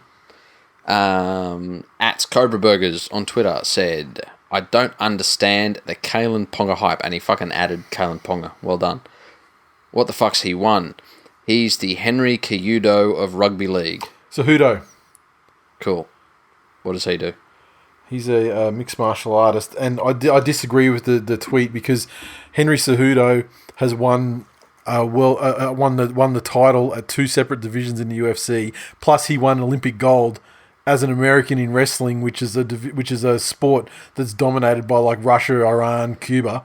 So for an American to win gold at the Olympics for that sport, plus win two different division UFC title belts, I feel he's actually done fucking quite a lot. So by winning, he's everything that Ponga isn't. Gotcha. Yeah, but he's saying that that Ponga is the Henry Cejudo of the NRL.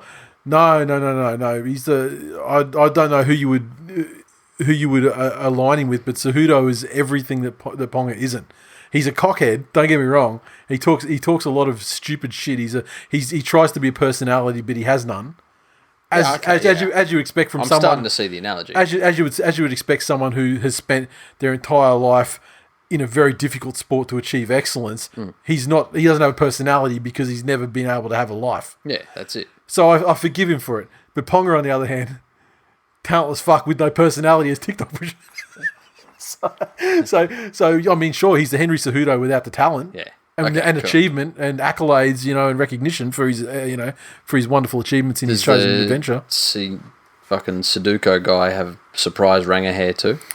No, but he's just he does carry on like a fucking sort sometimes. Okay. So fuck you. That's right.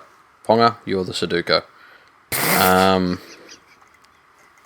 One-Eyed Tiger in the Facebook group said, cancel the season, let Big T's face reveal on national TV be the replacement Magic Weekend and grand final event to define this shithouse year. The only people that were surprised by that were cunts that don't show up to meetups. So, eat my ass. Daniel in the Facebook group said, no need to troll at all. Knights top of the table and Tigers ninth. Everything is as it should be. Just give us the trophy now. What a difference 20 minutes makes. Devonhead said in the Facebook group, at Real Dad Glenn Blakely, FYI, hashtag Tigers in decline. Nathan on Facebook said, the world is upside down. It's the little things that make you know everything is going to be okay. Hashtag Tigers 9 forever. That is like the only like saving grace of the suspension this weekend. The fact they finished ninth meant something fucking made sense. You know, Mars Bar will seek in a noose. Tigers ninth. Yeah, it's true. The only thing is, while it is true about the Mars Bar thing, they don't tend to usually happen until the weather starts cooling down a bit. Yeah, true. Because although Mary has coached them to an exactly the same record as the Roosters, for example, but this shit's like they tend to not have lost by this stage of the season usually. You know when there's a tsunami coming and all the animals fuck off. Yeah, Mars bars know. Yeah, okay. Mars bars know that there's bats getting eaten. So you're saying there's the Mars bar in the Kogarah anus is like the canary in the coal mine sort of situation. No. You've heard of the butterfly effect? Yes. This is called the bat stir-fry effect. Oh, damn. So just feel for a second while I write that down, because that's going to be the title of the episode. I was going to call it Sudoku, but now the episode's going to be entitled The Bat Stir-Fry. So there's a bat stir-fried, and those ripples go through, and they ended up hitting the Mars factory, causing it to decline in temperature. Okay. Earlier than expected. Oh, okay. Well, that strangely makes a lot of sense. And you would think that a contingency like that would be something that the famous chocolatiers would be, have contingencies for. Well, they don't care though, because consumption goes up and the bottom line improves. And I can't believe that it hasn't come up, or at least I've seen it. But Michael Hutchins actually did a fucking Friday Night Football song. Oh, what? With Jimmy Barnes. Oh, yeah, but they did. There was that version used for the footy, was it? No. But the song good they time, did together yeah. ended up being a Friday Night Footy song. Yeah. Yeah, that's true. Yeah, I think I put some lyrics down, alternative lyrics to it down in that thread. That's fantastic. Something about the belt around the neck and low hanging fruit and all. The Eels 46 to feed the Titans 6 at Hope Solo. And do you notice it's Hope Solo when the Titans play there, but not when the Warriors play there at this point? The Eels tries to Moses, Marnie, a double to Brown, Kane Evans, Micah Sivo, Terapo, 7 conversions and 2 penalty goals. Perfect day with the boot for Mitchell Moses, and the Titans 6 had a try to Dale Copley and a penalty goal to Ash Taylor. Fucking Titans, man. The Eels scored a tremendous amount of points in like the last 10 minutes of this, or 15 minutes of this game. Yeah. This game was not nearly as blown out. Not at all. It was the Eels win. Yes. Made no mistake. They weren't not going to win this game after a certain point. It became apparent. Mm-hmm. But 24-6 turned into 46 or, whatever, 22, very fucking quickly.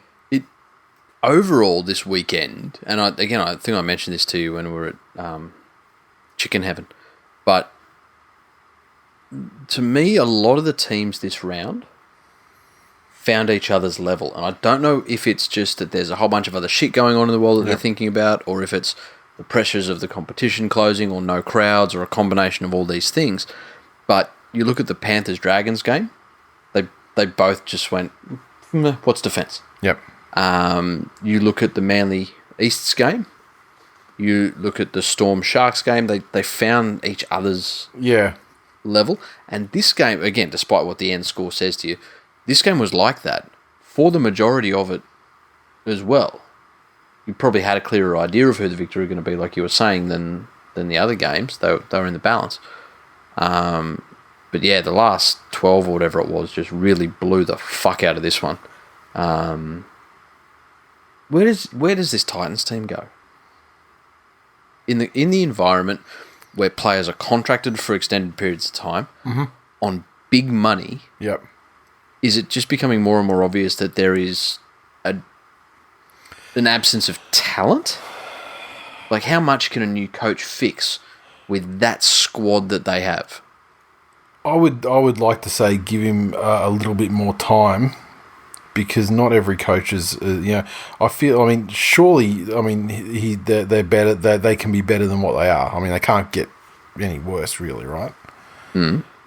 So I don't know, but I tell you what, this disruption to the season's probably not going to be beneficial unless the players are allowed to train, which they're not at this stage. No, they're not. So I think he could really those do. cunts being alone with their thoughts for 3 weeks. He could really do with an extended preseason period like this if they could train during.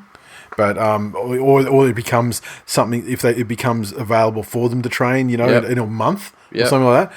I think they could really use something like that just for him to make his mark on the team a bit, because I think what they lack at the moment is not so much talent, because I mean they were hanging with the Eels for periods of time here, and they came back against who they play last week, the Raiders, or they came back against them too, and like made a game of it there for a time as well.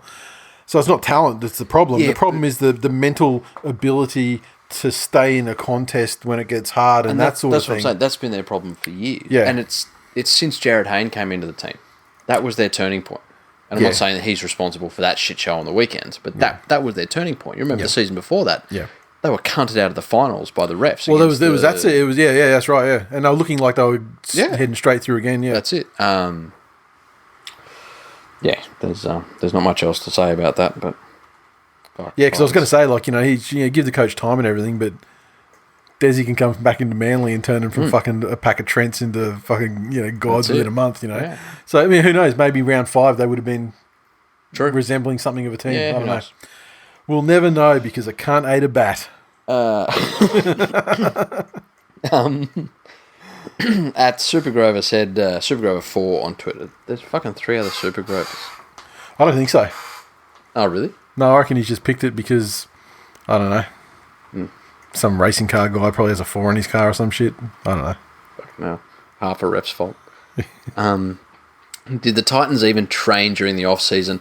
Looks like they did camp at Movie World.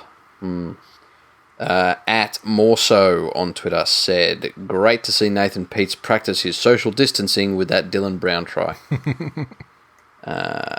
At J Bartley 90 on Twitter said, 3 mannequins dressed in Titans gear, uncanny resemblance to their regular home crowd. And Hammers in the Facebook group said, in a 40-point flogging, I'm surprised that defense was the best part of our game. Shrugging shoulders emoji.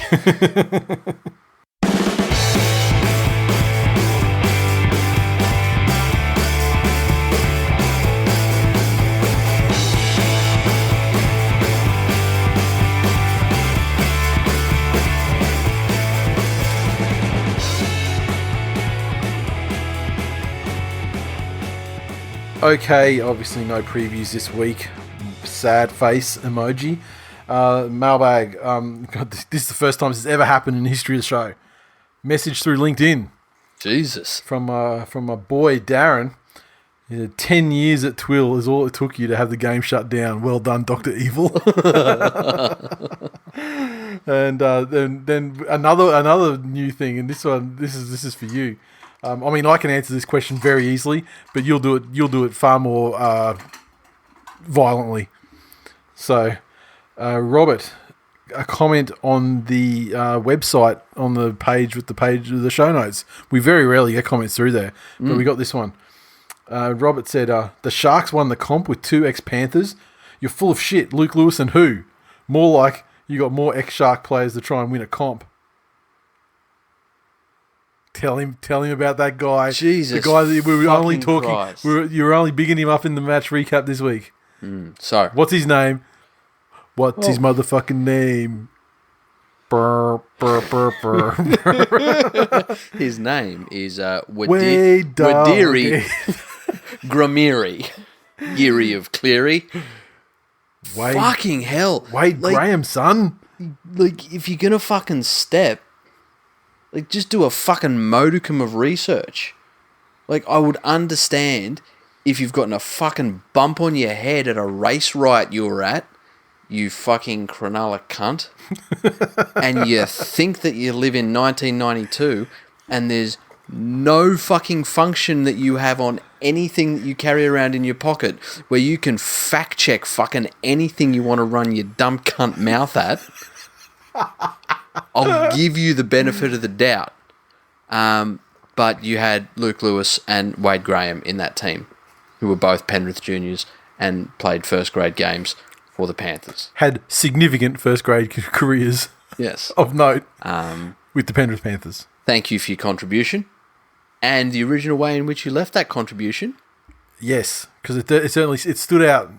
Fucking oath. And also doing it there under cover of website comments board. That's it. It meant that your question, you had to wait for that answer. That's OG. Yeah, but you had to wait for that answer as well, and didn't get like smacked down by people on Facebook or something, on Twitter.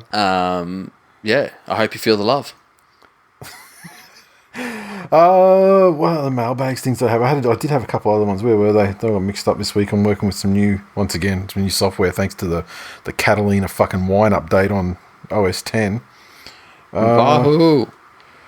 Tell you what, it is not the boats and hoes that I was promised. So we had some suggestions for what we do to fill the time.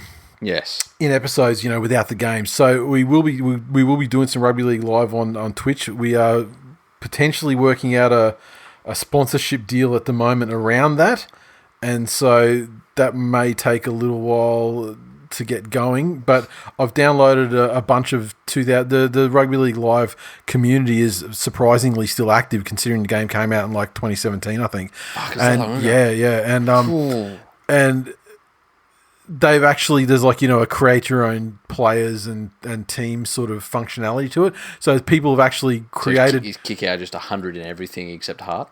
I haven't checked specifically like that, but I mean, I have a feeling that these people in the community are the kind of fucking nerds that want to make sure it's like exactly right. So you're not going to have like an OP like kick out or whatever. Yeah. I mean, but if Tamalolo was like 100, then so be it. I mean, you cop it sweet. Yeah. But you got a chip and chasing. Well, yeah. I mean, I don't want him to be like fucking. Yeah, like kicking field goals from 50 metres out shit either, but you know what I mean. But they've made 2020 rosters for teams, which is fucking great because the first time I loaded it up again the other day, I had to download like a gig of updates. Jesus. And I thought, oh, that's great. It'll be like updated 20. No, it's fucking not. It's okay. I don't know what it was. I don't know what was updated in that update, but let me tell you, it wasn't anything from the last 2 or 3 fucking years. But long story short, the community have created the teams. I've downloaded a bunch of them just to sort of just to see that it could be done, and it could be done. So we can't create a custom competition from scratch and set the draw up and everything, but what we can do is each week say, okay, here are the 8 games that we've got, and just do like custom match, one-off matches, like boom, boom, this versus this, blah, blah, blah. So all good. And so that will be happening. Twitch is set up. I think it's twitch.tv/This Week in League. So get on there. I've seen a bunch of emails come through from people following that channel. So do it. And who knows, we might throw some extra content up there as well. But I mean, using Twitch for things like the game companions and stuff as well is probably something that we'll be looking at. That or YouTube, or who knows, we may even run it through like a scenario where it can push to both, and you can view it using the platform that you want to. Mm-hmm. What else here? Memberships. Okay, this will be the final time I mention memberships on the show. We're especially given the events of the current environment. Yeah, we're obviously extremely grateful for the response, and like last week was fucking huge for memberships, and that's why we were able to keep this thing going through the inevitable shutdowns and everything. But given the uncertain times and everything, just look after yourselves, hey. And if you want to get on board, that said, I said previously that it would be until this coming Friday, but realistically speaking, you've probably got until like Monday, because I mean, I can't get orders and, get proofs and all this sort of stuff from suppliers until Monday anyway. So you've probably got till Monday. So take the weekend if you want to. As of right now, they've gone pretty well. The Trust Us shirt is running at about a 60% rate of members, which is fucking crazy. Like honestly, it's pretty flattering because when we put something out there and say to trust us, yeah, far more people trust us than I think we deserve or that I anticipated would trust us. But what I want to put out there is, FOMO is the fear of missing out. That's what you should be experiencing now. Yeah. I don't want anyone to have ROMO, which is realization of missing out. Because you fucking will. When you see someone in this shirt, it's fucking superb. Yeah, and there are a couple of people who have seen it, before the membership started piling OGs. in. Yeah, and before the membership started piling in, I'd sort of say, okay, you bought the shirt, congratulations, keep it to yourself. That's it. This is what it's going to be. And the response has been universally fucking, amazing. Yeah. So yeah, so there, and let me tell you that the fact that we've sold 60% of memberships have bought one of these Trust Us shirts as well means that Trust Us shirt is so far in excess of what we needed to sell to make it financially viable that it's fucking fantastic. Yeah. Polo shirts. We are probably going to have to sell some more polos to get them off the ground, but the hats are super close. In fact, when I wrote my notes, I said here that we needed one more curved brim, but that in fact went in the time between now and when I actually wrote the notes. You know what? You fucking hat-wearing fuckheads, put your fucking money where your mouth is. You all talk a fucking big game, but then when it comes down to it, curved brims. What the fuck? Curved brims have reached their level. Flat brims, I'm probably going to need to see about another 5. Flat brims are worn by cunt Parramatta fans. You remember though when we had the brim wars last year, we were talking about it, and it was fairly evenly fought, and the flat brims were probably the more vocal of the two sides. They were. So now it's time to be less vocal and more active. Hashtag unless you've lost your job from Corona, in which case I'm very sorry. Correct. Yes. So where am I here? thisweekinleague.com/shop. That's where you get it from. Go for it. And just another note, out of all of the digital members we've had sign up this season, so deluxe or digital members, we've had 3 or 4 issues with the app that we use to deliver membership content, and 3 out of the 4 cases have been the episode hasn't shown up in the app when I've opened up the app. So, some tech support. Can I give you the tech support? I'm going to say it as well. I'm going to say it too. I know what you're going to say. And if I don't say it, then you can say it. Okay? So, if you're on an Android, buy a fucking iPhone. Yeah. Was that the advice? Yeah. Yes. Failing that, delete the app and reinstall it, because that's fixed the problem every single time. And I hate to be that guy to go, oh, fucking reboot it, or, you turn it off and turn it on again. Delete the app, reinstall it, and it's worked every time, 4 out of 4 times. I hope we don't get any more situations like that. And they've been all isolated to only Android users, so who'd have thought that the stewed bat of the phone world would be causing problems? Fucking lift cunts. So, as always, thanks very much, members, and buy memberships with your head, not over it.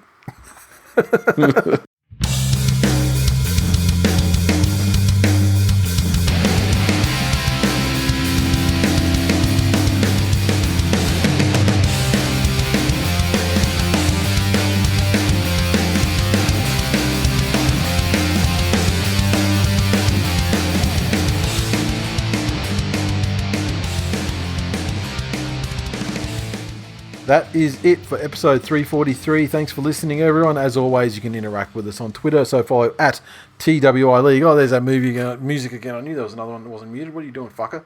There we go. Where was I? TWI League, at TWI League on Twitter. Facebook.com/thisweekinleague.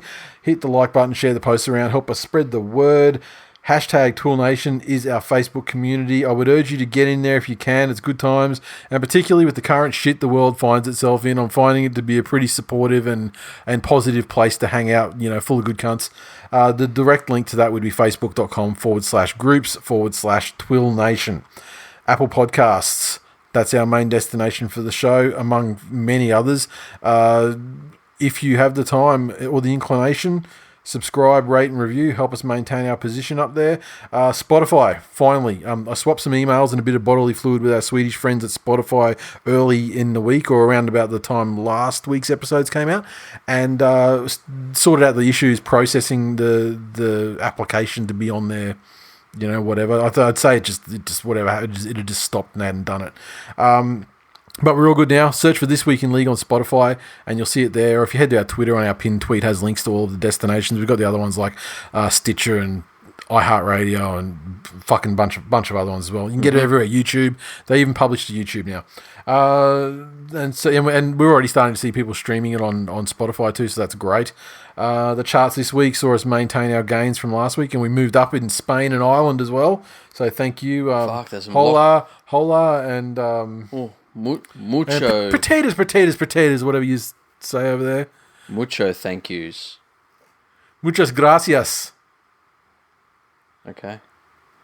And what else do they say in Spain? Spanish. Oh, Where shit, are we going? Oh shit, we've locked our borders. Oh yeah, of course. I got Ibiza in Spain. Oh, let's all sit down and just get through this coronavirus while still trying to maintain our sexiness. Hey, let's sit down and write a slow jam. Encourage our Chinese brothers to not eat the bats. And first of all, not eat the bat and spit in our mouth. Had a review this week from Eucalyptus on Apple Podcasts. Good content, get it in ya. 5 stars. Title, get on board. Fuck Thank yes. you, Eucalyptus.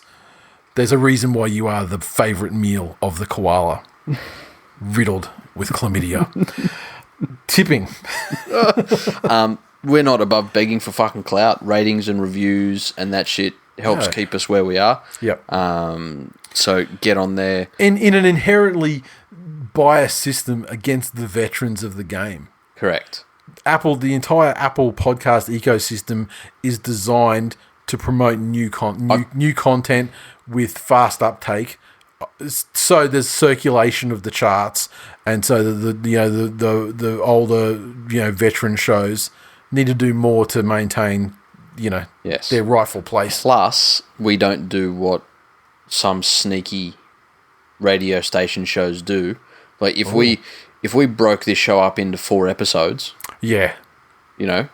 we would register as 4 times our correct. numbers. Yes. I feel at this stage we are late career Luke Lewis doing fucking, length of the field, solo, intercept tries every fucking week. Yeah. And so all we're saying is With just give his us ex-Panther friend Wade Graham cheering on in the same team. and like Luke Lewis doing length of the field intercepts. We got old legs, and the system's against us. So we might only be able to get down to the 10-yard line, no, 10 meters out from the try line. So we're asking for your support. Just Be Wade. when we do the length of the field intercept, just be there and support. Tipping.